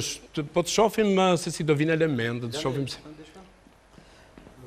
e mendoj vazhdimisht nëse do... Unë se mbarova... Më falë. Sinqerisht më falë. Ja, njërë se tjilë në duan. Ky loj komunikimi në duan. Ju në fakt... Tha më falë, o zoti Alimadhi. Po pritë vëllam linja... Tha më falë, iku. Po pritë vëllam linja, unë nuk e di pse në qoftë se drejton ti emisione dhe ne s'kemi të drejtën të flasim, ti thoj vazhdo, pritë vëllam, sepse edhe situatën e kësaj bisede me zotrin... Viktimizimin, të lutem. Po jo, unë u bëra viktim sot këtu, ti e petë. Po u bëra viktim? Po viktima, juve e realizuat qëllimin e misionin. Tani. Po, a u thanë ato që ishin për të thënë u thanë. Ke një parti të vjetër, po mos u bëri shtar, zotë Alimadhi. Jo, se kam parti të vjetër, unë kam një parti nacionaliste, parti të... Po e vjetër është? Jo, partia e Ballit Kombëtar është partia e patriotizmit shqiptar, kështu që s'është parti e vjetër. Po e vjetër në Kobë, e krijuar, po pa janë në rregull, dakor. Eksperjenca kanë fjalën më vet. Në rregull, kështu që është krijuar dhe një grup tjetër, sepse thash që u krijuan dy grupe, grupi parlamentar demokrat dhe grupi i pavarur që janë deputetë të LSI-s deri tani çfarë kanë hyrë. Janë dhe një grup tjetër, jo grup tjetër. Tani sa deputet është mangut parlamenti? Edhe sa duhet? Nuk e di, janë futur 102, nuk e di shkojnë 109, nuk e di. Pra, legjitim është. Kushtetuta e thotë që duhen 140 deputet që të jetë parlamenti legjitim. Nëse ky është një debat me juristë profesionalistë. Kustetutën?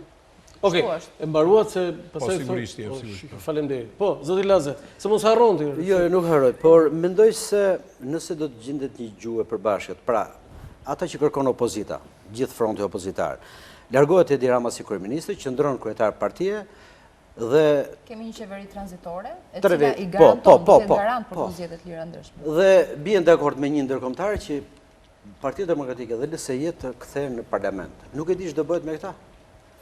Jam kurështar, ç'do bëhet. Ajo s'ka kushtetuta nuk lejon atë. Shikoni, nuk lejon. Po, mund ta shpjegoj se edhe ligjërisht nuk e di se. Po ligjërisht. Ja ta shpjegoj pa firmosur një deklaratë personale. Unë nuk se ka djegur. Unë nuk e di që mund të mendoj dokush që kjo do kthehet në këtë situatë. Pra sepse kemi një vullnet tashmë të shprehur të Partisë Demokratike, të LSI-së dhe të aleatëve të saj. Kam dëgjuar që ligjërisht nuk është normale që një deputet digjet mandati pa bërë një deklaratë personale. Kështu kam dëgjuar nga një jurist. Si personale? Personale kam. Personale. Jo, është bërë në grup. Deklarata, ja ma lejoni. Pra Partia Demokratike i thiri të gjithë kandidatët që vinin në listë. Ka mallin tuaj ku do shkoni pastaj? Mos na qen hallin. Se kemi jetuar, mos na qen hallin. Ti e realizove sot qëllimin. Bashkëpunëtor më bëre, spion më bëre, ti ke realizuar gjithçka çka ke dashur. Shtimoj frontit, unë do ta nxjerr atë dokumentin. Po shikotin, dokumentin mua ti, po bën shaka ti. Po lej provokime edhe frontit. Po s'kan lind burra, po s'kan lind. Shiko, jo ata. Po lej provokime edhe, po s'kan lind burra zotëri. Po s'kan lind burra, po ti realizove misionin, bravo të qof. Ç'i mision? E realizove misionin tënd, të thanë thuaj kështu, e kreve për së bukur, je mirë pra rregull. Po shikon me këta që koordinon bisedën. Ai ishi për nuk e di unë e njoh personalisht, po nuk ka nevojë se zoti Qafoku di më mirë. Ne nuk po ja atakojmë fare, ne po debatojmë. Nuk ka nevojë. Tjetër, duke qenë se jeni dhe Parti Nacionaliste Patriotike, hajde flasim për Shqipërinë, për problemet që ganosen për të ardhmen, çfarë ndodhi, Kush e ka ndaluar? Jam shumë dakord. Jam shumë dakord. Marion, pyetje për ty. A është në këto momente majoranca në siklet politik, në një situatë të vështirë? Realisht jo majoranca. Majoranca. Është situata politike në vend, nuk është normale. Qëndrimet e majorancës kanë qenë normale, me sa kam parë apo kam dëgjuar nga ana e kryeministrit, ata do të jenë pjesë. Normale ka qenë. Do të jenë pjesë e procesit zgjedhor. Partia rrugore. Nëse merrem edhe me demokracinë e Partisë Demokratike, unë si gazetar, meqense po flasim për më fal, të lutem, nuk të depreva. Po nuk të depreva, po flas. Po mua më duket se je i ri, më duket e çuditshme që ti të thuash deklaratat e majorancës janë normale. Nuk janë normale kur eksponentë rëndësishëm të partisë dalin dhe thonë, neve do t'i fitojmë të gjitha zgjedhjet në nivel lokal. Ne do të fitojmë në 2021, ne do të fitojmë deri në 2050. Jo, demokracia është, ne të flasim. Po, demokracia që ju doni flisni, meqense zonja më përmendi demokracinë e Partisë Demokratike zoti Qafoku, unë jam i gazetar, i cili jam përjashtuar nga grupi media i Partisë Demokratike, meqense po flasim për demokracinë, para pak kohë sepse dola të përfaqësoj një institucion. Domethënë numri i redaksisë time, të cilën unë përfaqësoj, kjo është demokracia e Partisë Demokratike, ishet nga grupi media i Partisë Demokratike vetëm sepse unë si gazetar ta kanë bërë mirë. Kjo është demokracia e Partisë Demokratike, pra. Nëse flasim për demokraci, sepse kemi të di qëndrimet tuaja para kësaj gjëje të pakëndshme që u kanë. Qëndrimet e mia un kam qenë gjithmonë koshient lidhe me situatën politike. Marion, edhe një herë, po mbetemi te kjo. Në këtë moment qeverisja nuk është normale. Qeverisja është varet nga çfarë po tani nuk mund të themi që ka krizë politike situata politike apo qeverisja dhe majoranca. Sepse situata politike dhe qeverisja është në mënyrë se kemi një situatë përgjegjësinë e plot për destabilitetin në vend. E ka përgjegjësinë e plot është majoranca, është përfaqësuese. Shiko ku është problemi më i madh, sepse në 2008 qeveria Berisha nuk mund të pranojmë një farsë stabiliteti politik, zgjedhë një kod zgjedhor të denjë. Bën dy ndryshime kodin zgjedhor në kushtetut. Që gjithmonë neve të themi barcaleta, të bëjmë legjenda urbane, të dalim kundër, të më thënë të themi sa mirë është tu kur nuk është shumë mirë, është absolute që ne të bëjmë kompromis me një farsë destabiliteti politik por kundrejt, sepse ai nuk dialogon, ai nuk ka dialoguar me studentët, ai nuk ka dialoguar me qytetarët, ai vjen pa një program, ai shkon nga veriu në jug, nga lindja në perëndim, duke mos përfaqësuar me një parë. Unë tani po flas. Cili është programi i Partisë Demokratike, sepse po flasim. Po jo mos e pa shumë që tek ajo që propozuan për procesin zgjedhor parlament, të cilin as demokratët sot nuk e pranojnë. Dhe demokratët nuk e pranojnë atë. Të lutem tani. Ndryshim në themel të sistemit. E para, që ne të merremi me programin e opozitës, ne do të merremi me ofertën që ka ardhur në 2013 majoranca ka ardhur me një program. I ka përmbushur ato premtime, hajde ta analizojmë mirë majorancën. Është shumë e pavërtetë, është shumë anëtare, është shumë e pavërtetë. Nuk është kjo që po kërkon Komisioni. Jam shumë e bindur që ne për gjërat që duhet flasim këtu. Po jo, pra se s'është kjo që po kërkoni. Atëherë, situata aktuale politike është goxha problematike. Vetmja zgjidhja është që kryeministri duhet të japi dorëheqjen dhe të shkojmë zgjedhjet parakoshme. Unë ju ftoj dhe juve sepse nesër i rikthehem një eventi shumë të rëndësishëm ku 5 partitë më të mëdha aleate të Partisë Demokratike do firmosin një pakt, një marrëveshje, sigurisht do jetë më vete, ne në aleancë me Partinë Demokratike, jo më vete. Jemi brenda aleancës me Partinë Demokratike, po të 5 partitë do jenë një zëri, si thash dhe në fillim të emisionit. Dhe ju ftoj që t'jeni dhe ju nesër, sepse mbas ditës së nesërme, ditën e pas nesërme, në orën 18 përsëri, ne do kemi një tërheqës të rrumbullakët, ku do jenë të ftuar dhe faktorin ndërkombëtar, ku ne do t'i tregojmë të gjithë arsyetimet tona dhe të gjithë synimet tona. Shumë shkurt, mund të shtoj diçka shumë shkurt. Mos hyrja. Besian, duhet të përforcoj. Sepse në gjithë skandalet që gjithë ata dhe arëzë më parë, në gjithë skandalet që ka ndodhur gjatë këtyre 2 viteve, përgjimet, s'po themi të kryetarit të Dibrës që ishte personale, mos themi në personale sepse fal. Politik borja duhet të kalojë ne zoti Qafoku, m'fal, politik borja pak nga brezëri në syrin tim duhet ndryshojë, nuk duhet merremi me gjëra personale me njëri tjetrin, po të marrim me fenomenin. Nuk po flasim për kryetarin e Peshkopis, për rastin personal. Po flasim për kryetarin e Bashkisë Durrësit ku regjistrimet që kanë dalin hapur që ka pas mbështetje nga bandat kriminale. Të flasim për bandat e Shijakut, të flasim për bandat e Shkodrës, për bandat e Vlorës, dhe tani kur keni interes se prokuroria bën punën e vet, ne kemi për detyrë ajsa kemi mundësi të investigojmë dhe të denoncojmë. Nga ky grupim i ri që do formohet nesër, ju do keni dhe zhvillimet të reja, në kuptimin. Jo në këtë mënyrë. Diçka do të shtoj. Sigurisht nuk mund të futemi në zgjedhje. Çdo gjë ka stadin e vet. Çdo gjë ka stadin e vet. Shiko, nuk mund të futemi në Partia Agrare Ambjentaliste e njohur që e mbron këtu, nuk keni dalë një deklaratë për media këtu. Po sigurisht qershoni opinionin publik, të qershoni qytetarët që zoti Tafaj. Jemi gjithmonë, po nuk do të thotë që dalim në faqet parë të lajmeve dhe të bëhemi familjarë ju si që bëjmë politikanë një brezit të kaluar. Ne dalim dhe jemi gjithmonë në terren. Nuk ka njerëz si gazetar që fal. Ne dalim dhe jemi, ju dhe do ta dini personalisht ose ndoshta nga kolegët tuaj, ne nuk dalim në për emisione televizive ose në lajmet e parë që t'ja unëzim jetën shqiptarëve si një grup, po ta mbaroj këtë, se unë nuk ju ndërpres ju kufjeshi. Jo, e vendosin ato që na shikojnë nga shtëpit që s'është keq informim, ato na vlerësojnë, secili që jemi ne këtu. Ne jemi gjithkohës në terren, nuk flejmë gjumë dhe nuk zgjohemi vetëm në kur vijnë fushatat elektorale, jemi gjithkohës në terren për t'i ndërgjegjësuar personat dhe për t'i ndërgjegjësuar politike që janë në terren për tu. Po nuk ka nevojë se nuk dalin me pankartë mes rrugës, jeni parti që zgjoni, jeni parti që zgjoni vetëm kryesisht në qytete. Ne, shiko, nga politika që kemi, fal, nga politika që kemi, ne kemi zonat rurale, kryesore dhe në fokusin ton. Dhe nuk mund të dalin mes Tiranës, të them ty që do të bëj kopshtin me gjithë brim. Se Tirana ka mira probleme tjera. Ne fokusin tonë kemi në zonat rurale. Dhe në zonat rurale, ne kemi bërë disa protesta me fermerët e Lushnjës, që derdhet gjithaj produkt. Po mirë çau, po ashtu kemi mundësi të bëjmë të protestojmë. Okej, demokratike e ka përcjell. Po, Haris, po. Ndiem shumë e nderuar kur gjende përballë Besit edhe flas në këtë cilësi, e di pse. Sepse këtu është shumë e rëndësishme që të bësh analizën e një gjëje, e dy gjërave. Jo, të lutem, të lutem Olandi, se jam shumë e sinqert në këtë që po them. Pra, ndiem flas me të përballë edhe realisht e besoj ato që thot ai, dhe jam shumë e bindur që ai beson këtë që them unë. Jo, absolutisht. Ai po thot një gjë, këtu po flasim për 6 vjet aksion politik. Pra, çfarë bën opozita e bashkuar? Pra, propozon 1, 2, 3 gjëra, denoncon me zë, me figur, problematikat, ka aksione politik, ngrije njerëzit në protesta, ka pasur protesta 2 herë në javë, janë artikuluar në studio televizive, pa fundësisht, teza, gjërat rëndësishme. Dhe nga ana tjetër, nga majoranca, ke një person që e shet këtë si një destabilitet që vjen nga opozita. Këtu ke probleme reale, këtu ke fermerë që dalin dhe flakin në rrugë gjithë produktet e tyre. Këtu ke studentët që dalin dhe protestojnë. Këtu ke astirin që del dhe protestojnë. Këtu ke person, të lutem. Olandi, po nuk më lë të flas, se nuk e kuptoj. Ke folur më shumë nga të gjitha. Po, kjo nuk do të thotë që do të ndalor, se unë po bëj një analizë, unë besoj në ato gjëra që them.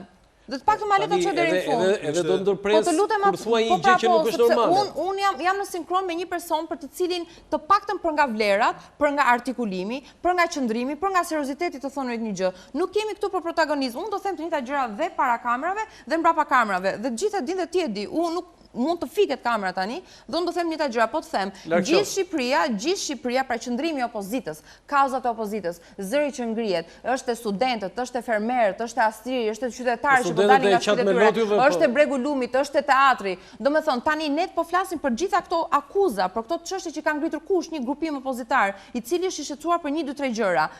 Ky është problemi. Tani do flasim ndonjëherë për maxhorancën, çfarë po bën maxhoranca?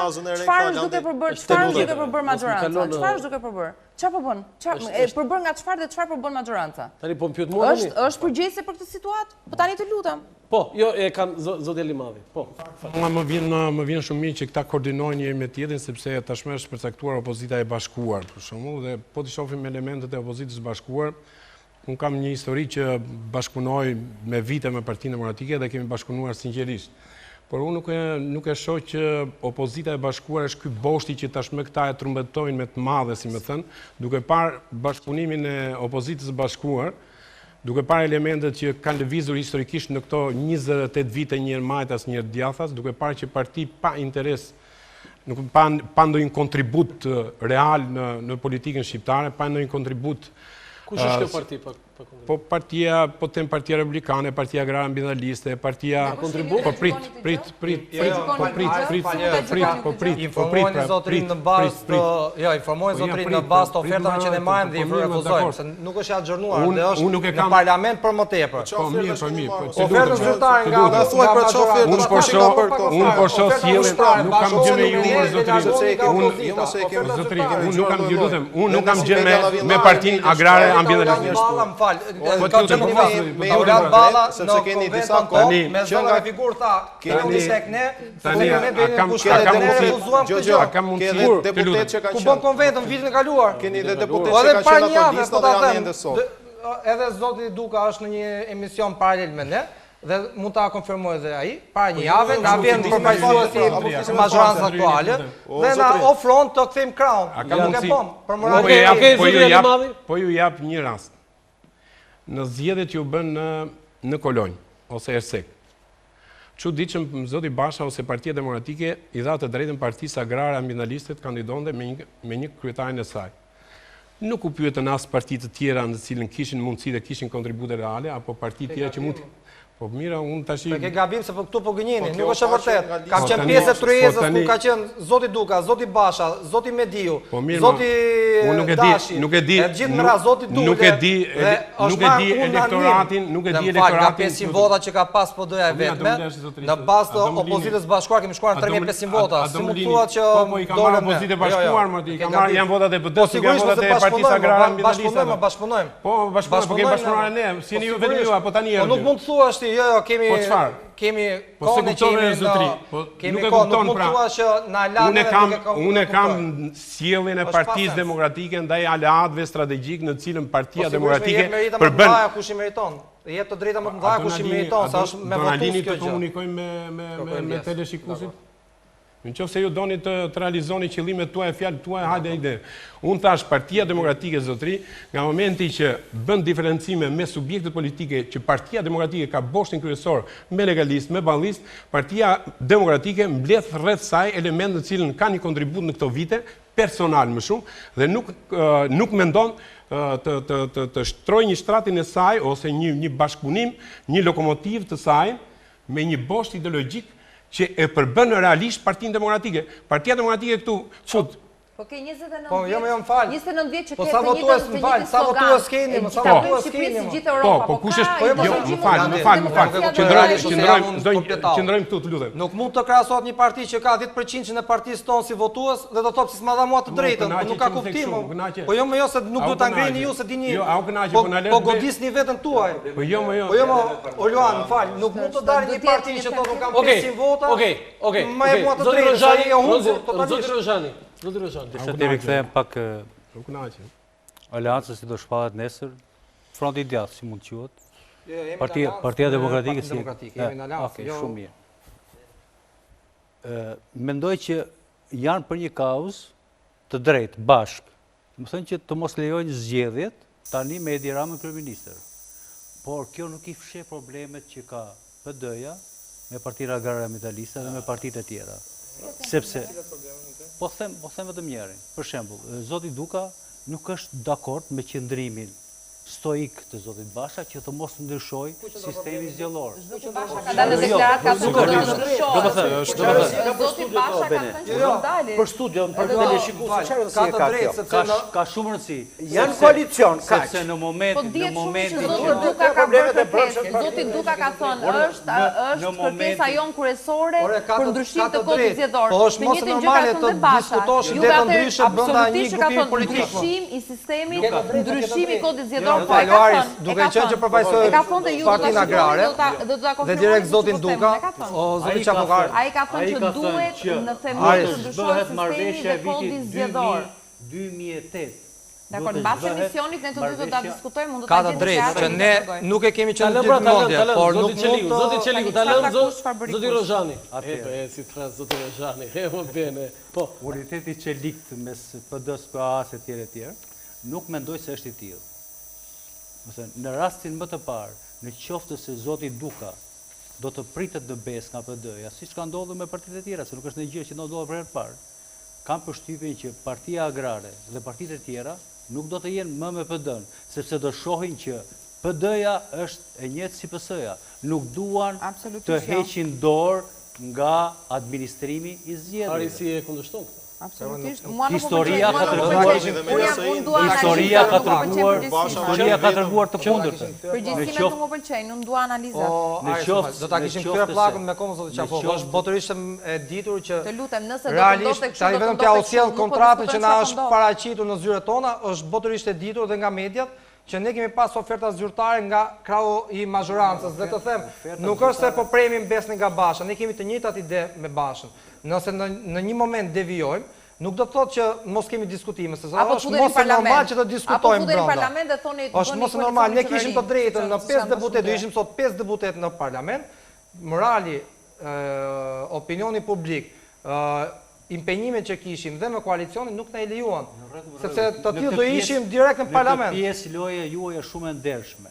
Por juve do reagoni kur të shikoni që loja e PD-s do të vazhdojë të jetë e pandershme, siç ka qenë. Në çdo studio televizive këto lloje parashikimi është bënë interesante. Unë i them dot ato dhe listat ju bën në mënyrë jo demokratike brenda Partisë Demokratike. Jo, mua më duket shumë parashikuese dhe shumë profetike. Unë nuk e bëj dot. Nuk mund të ecim me një dot ato që thot ai. Absolutisht s'po e bëj në asnjë moment. Ne kemi një situatë jam shumë i qartë në atë që them. Unë nuk po them çfarë do të ndodh.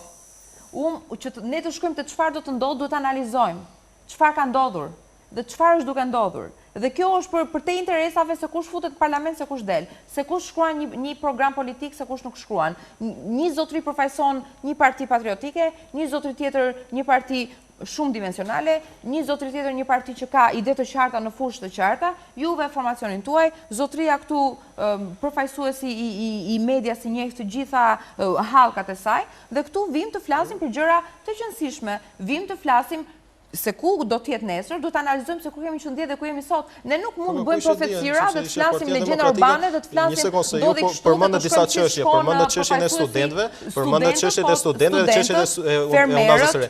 Studentët nuk ju besuan ju, sepse studentët nuk ju besuan pra, nuk ju besuan. Po si më nuk ju besuan studentët sepse unë kam qenë, po të lutem pra, sepse dhe unë kam qenë nga ata nxit. Të lutem, sepse prema se është më normale. Nuk ju pranuan studentët. Po nuk ju pranuan pra, sepse mundua të merrni Studentët janë të lirë, sepse studentët janë të lirë. Studentët janë të lirë. Pse nuk ja dha legalizime Partia Demokratike? Mos i ndërhyjmë asaj se ajo është plagë mësor, nuk po them. Zonjë, e njoh shumë mirë të dyja çështjet, edhe nuk jam biznes. Po të lutem pra. Po unë jam aty brenda pra. Janë persona që më pyesin për ditë zyrtarit, çfarë të bëjmë ti nga ky vend si ikë ti na ndihmo. Mua kjo më shqetëson. Nga studimet kanë dalë. E kam kaluar në atë fazë. Nuk kam ikur sot studentët. Unë po të them, studentët dhe vazhdojnë... Mbi 100 e ca student, 200 student të cilët punojnë me turne të treta, të cilët punojnë nga 2 punë, të cilët vinë të lodhën në mësim dhe prap kanë genialitetin dhe përkushtimin për të lexuar, ata të gjithë më thonë, ata të gjithë më thonë që ne duam të ikim nga ky vend, shkojnë ambasadën, ambasadë nuk ka vende për të futur për të aplikuar për të marrë vizën për të shkuar. Dhe në momentin që jepet e drejta për të studiuar, studentët nuk shkojnë dot sepse nuk kanë Këshilla studentor sot janë të kapur nga partitë politike opozitare. Këshilla studentor sot janë të... Po jo pra sepse e njoh shumë mirë si çështje. Këshilla studentor sot janë të kapur nga partitë politike opozitare. Tani, ja pra, këto janë. Publicitet për të kaluar pjesën e fundit të emisionit.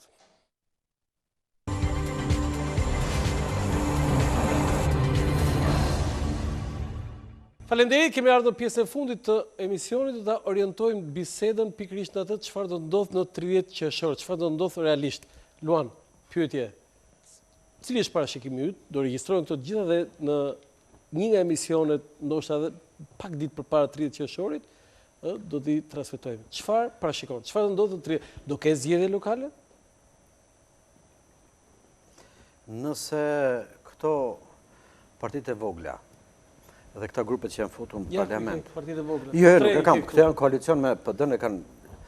Nëse Koçoko Gdhima apo partitë e tjera parlamentare, pra këta që janë futur në parlament me grupet e tyre, ose do të dalim me, siç thotë Astrid Patosi, do të dalim me kandidat. Astrid Patosi ta bëj një partinë se nesër do ta remëroj se do thonë situatën e shikoj. Më në fund. Po. E shikoj që edhe mund të ndodhin zgjedhje, por parashikoj një situatë shumë dramatike, sepse, do thonë, është për herë të parë në historinë e Shqipërisë, ndoshta edhe botës nuk e dinë, thonë që në kohën e Italisë në 1920 në Duçes ka ndodhur, që të spostosh kështu një grup të madh opozitar, me të drejtë apo të pa drejtë me gabimet e tyre që ka brenda për brenda, është një skandal i madh.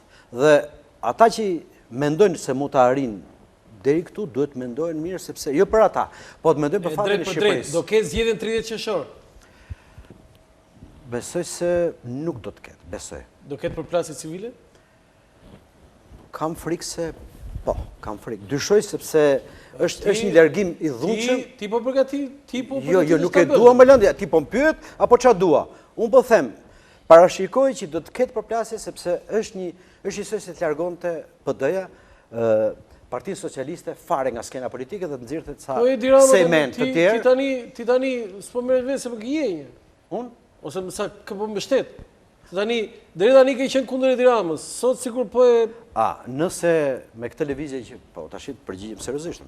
Nëse... Po pse deri tani si përgjigj seriozisht? Nëse me këtë lëvizje Partia Demokratike, forcat opozitare nuk e mposhtin dot Edi Ramën, mund të ishte sigurt në zgjedhjet mas...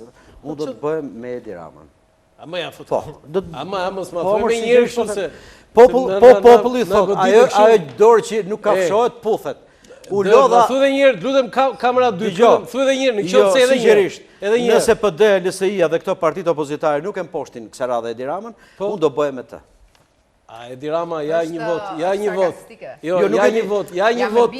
Do ky është lajmi ditës sot për mua, që Luan Laze thot që unë do bëhem Edi Ramën, natyrisht që se unë basë.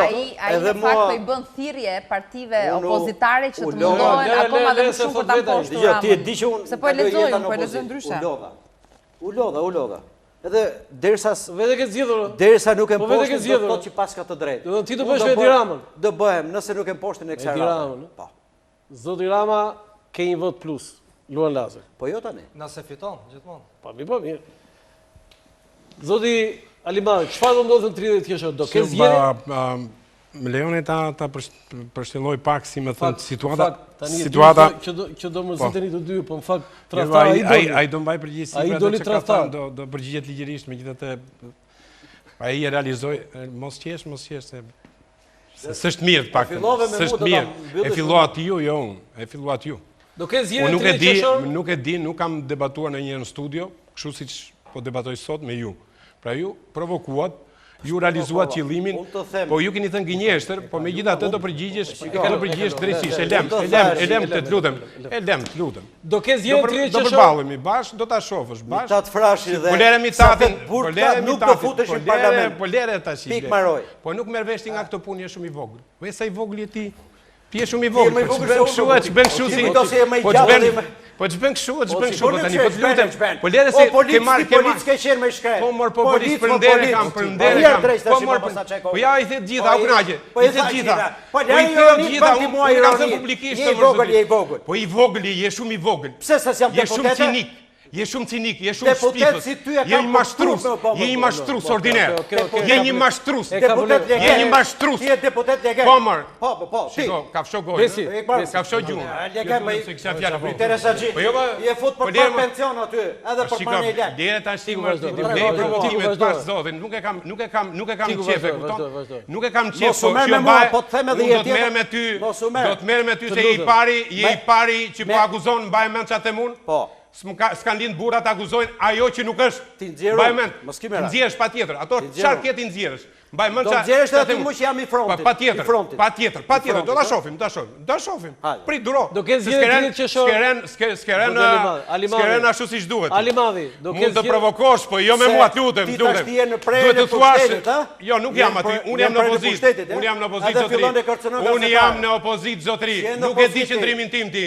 Nuk e di, unë jam në opozitë zotëri. Nuk e di, lere oksigjenë. Lere provokime do bashkë.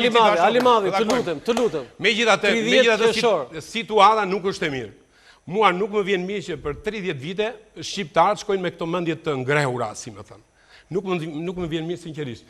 Por e shoh politikën të ngrehur, me nerva, me tendenca, kështu kanë kaluar shqiptarët dhe s'kan votuar zi. Jo, nuk ka një vend antar i NATO-s, nuk besoj që do ketë përplasje, absolutisht nuk do ketë përplasje. Unë mendoj, po mirë sigurisht që opozita bën politikën e saj. Edhe unë në opozitën jam, nuk jam me Edi Ramën si çdo zotëri. Jo, po opozita Partia Demokratike.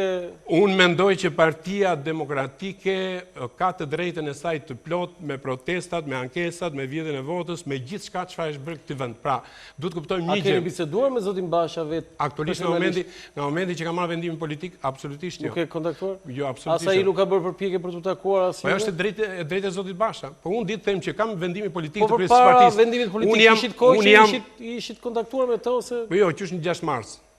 6 mars, pas 6 marsit s'kemi kontaktuar me. Jo, përpara vendimit, them që po pra para vendimit, sepse 6 mars. Pra e gjithë kjo sjellje e landi që ta kuptoni ju, ta kuptoni e teleshikuesit. Balli kombëtar nuk mund bëhet pjesë e një vendimarrje politike kur vendos dikush dhe nuk është balli kombëtar. Pa pasur një orientim politik, se ku do shkosh, çfarë do të thotë balli kombëtar? Balli kombëtar do marrë vendim sepse do shkojnë në parlament për të marrë pension. Pra keni parasysh një gjë që pa qenë pjesë e vendimarrjes politike. Tani balli kombëtar do vendos atje PD-ja, Partia Agrare, Partia e Mediut, Partia e Nardnokës, edhe pa qenë balli kombëtar. Tani unë pa qenë pjesë e vendimarrjes politike, si është zotëri, kush do më orientoj mua? Dhe e fundit, vetëm shkurt, çfarë synon zgjedhjet lokale? Sa synon të marrësh? Unë thash, jemi pjesë e opozitës, nuk kemi një vendim të qartë politik, tashmë të vendosur, unanimisht, sepse ne duam një situatë kthjellë politike, ne duam një situatë që të gjendet një marrëveshje politike, se nuk është situata e mirë, themi ne do shkojmë zgjedhje pa Partinë Demokratike, do shkojmë zgjedhje pa opozitën. Kjo është menduri, pra, do themi që duhet gjetur patjetër një marrëveshje politike, duhet gjetur një marrëveshje politike që situatat qetësohet dhe shqiptarët dhe politika të jetë në interes të Shqipërisë dhe të shqiptarëve. Okej, zoti Çeliku, për ju çfarë do ndodhë dhe shkurt dhe çfarë synimi ka partia juaj? Atëherë ne mendojmë që do ketë zgjedhjen 30 qershor? Do ketë zgjedhje më përpara se datës 30 qershor, zgjedhje të parakoshme, mendojmë ne. Dhe Muzuri makina, si ishte kjo? Do ketë zgjedhje të parakoshme, sepse dita ditës dalin skandale të reja. Do ketë zgjedhje të parakoshme të përgjithshme, si lokale. Po dita ditës do dalin mundësia nëse ka zgjedhje parakoshme shtyje zgjedhje lokale. Po mirë. Ka shumë mundësi. Po jo, mund të shtyje zgjedhje lokale dhe pastaj. Po mirë se ka shumë mundësi sepse opcionet të tilla kemi. Opcionet të tilla po ekziston mundësia që të shtyhen në shtator tetor, po që të zhvillohen zgjedhjet të parakoshme. Ideja është ne përplasje civile? Jo, sigurisht që do ketë përplasje civile. Unë thash dhe shpar që Ne jemi në terren, ne jemi gjithkohës duke intervjistuar shqiptarët për të menduar siç mendojmë ne. Dhe pas se të vija këtu, ishim në mbledhjen e kryesisë Partisë Agrare dhe vendosëm kurdo që do ketë zgjedhje parlamentare, Partia Agrare Ambjentaliste do dali në zgjedhje me siglën e vet. Okej, zot Rrozhani, do ketë zgjedhje 30 qershor, do ketë përplasje civile dhe çfarë synon partia juaj? Zgjedhje në 30 qershor edhe mund të bëhen, sepse nuk do jetë hera e parë që bën zgjedhje pa opozitën, sepse e kemi parë në 96-ën që u bën, fitoi PD-ja 99.99%. Ai është precedenti. Edhe pastaj, si thotë e fjala e popullit, shkoi për lesh në 97. Problemi është që këto zgjedhje nuk mund të bëhen në këtë lloj mënyre, sepse nuk janë kushtet për të bërë zgjedhje të lira dhe demokratike në vend. Prandaj zgjedhja ka propozuar një pak kombëtar, besoj jeni ndjeni. Po. Janë disa pika kryesore të cilat shkojnë për shtat edhe me qëndrimet e opozitës, me PD-n dhe partitë e tjera, të cilat synojnë që zgjidhja të mos futet në zgjedhje pa Partinë Demokratike. Zgjedhje pa opozitën nuk mund të bëhen në këtë vend. Domethënë PS-ja mund t'i bëj, por ato nuk do të jenë zgjedhje gjithëpërfshirëse. A mund të ketë përplasje civile në 30 qershor? Nuk do ketë përplasje, sepse nuk ka ndodhur kështu. Tani dhe një pyetje kështu që gjithë televizje në NZ është kjo dhe shkruhet edhe në portale që vërtet kogëdhima përdor të qenit në opozit, po në fakt është ka dhe një marrëveshje të fshehtë me zotin Rama. Si i përgjigjesh tyre që shkruajnë kështu? Po mirë, këto teoritë konspirative vazhdojnë këtu. Ky është vendi më i bekat për këto. Por unë nuk besoj që, më thënë, mendjet e kthjellta ti më shojnë kësaj, dhe më thënë që pas ka kogëdhima, në qoftë se ka njeri, pavarësisht se kush është kogëdhima, që mund ta mendoni juve, që ka luftuar që të opozita të mos hyjnë atë kuvend, ju a thash, në tetor të 2017-s. Ata u futën dhe u bën pjesë e këtij sistemi, dhe kujtohen tani që nuk është ky sistemi. Marion, besoj se jemi në një situatë cilë realisht nuk mund të japë një përgjigje konkretisht po apo jo, do të ketë zgjedhje apo jo në 30 qershor. Për mendimin tim, duke parë situatën politike në vend, mund të ketë zgjedhje, por mund të ketë një shtyrje disi siç ndodhi në vitin 2017. Këtu do të shohim në një kontekst ligjor për sa i përket betimit dhe marrjes së mandatit nga ana e kryetarit të Bashkisë Tiranës, sepse është një periudhë një mujore nga zgjedhja deri në marrjen e detyrës, gjë që duhet të shohim ligjet nëse mundet të shtyhen zgjedhjet më tepër se një muaj nga data 30 qershor apo jo, në kontekstin ligjor. Pse nuk lejohet për mandatin e kryetarit? Besoj sepse është një diçka ligjore e cila mund të krijojë ngërçe të tilla. Brenda natës e zgjidhin ata apo të ligjore. E dyta mund të ketë përplasje civile? Nuk e besoj. Nuk e besoj. Nuk e besoj. Dhe e treta, Edi Rama, sa mundësie ka që t'ja japi dorëheqjen? Po të ndjek Rama? Nuk ne mund ta ndjek. E hëngër. Unë jam gazetar në radhë parë, nuk është pak pavarësisht funksionet tjera që mund të kem. Përsa përket kësaj çështje nuk besoj sepse nuk mund të japi dorëheqjen, është një qeveri e zgjedhur që të jepë një përgjigje tjetër. Biles ai ka bërë shpesh errëthirrje dhe opozitës si jetë pjesë e zgjedhjeve. Haris, për ty të treja pyetjet, e para, do ketë zgjedhjen 30 qershor? Jo, po jo. Opozitën. E dyta, mund të ketë përplasje civile? Jo, absolutisht jo. Dhe e treta, Partia Demokratike, tani hum. Do të përshkallëzoj aksionin e saj politik. Ai basha yt hum. Do të përshkallëzoj aksionin politik të vet, opozita, sepse ka vetëm një qëllim, pra ka kushte, ka para kushte dhe që të ketë një qeveri tranzitore, duhet të ketë një dorëheqje të zotit kryeministër.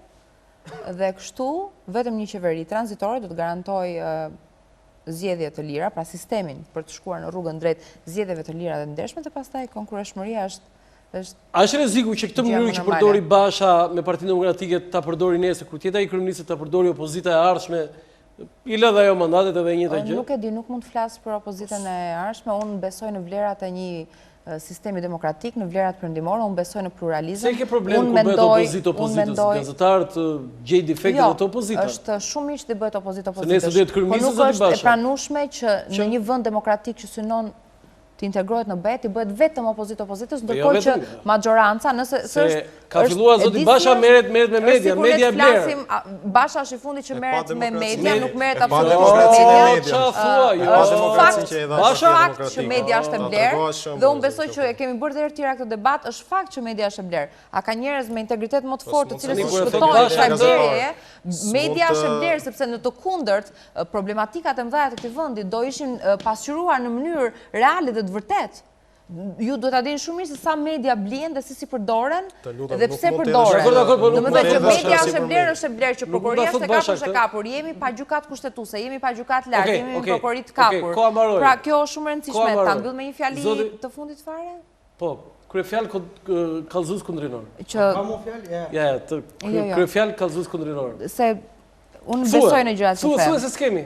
Tani shqiptarët duhet bëjnë vetëm një gjë, të ndërgjegjësohen dhe të japin të drejtën kryetarëve të partive X apo Y të mos jenë të përjetshëm, sepse askush nuk është i përjetshëm. Okej.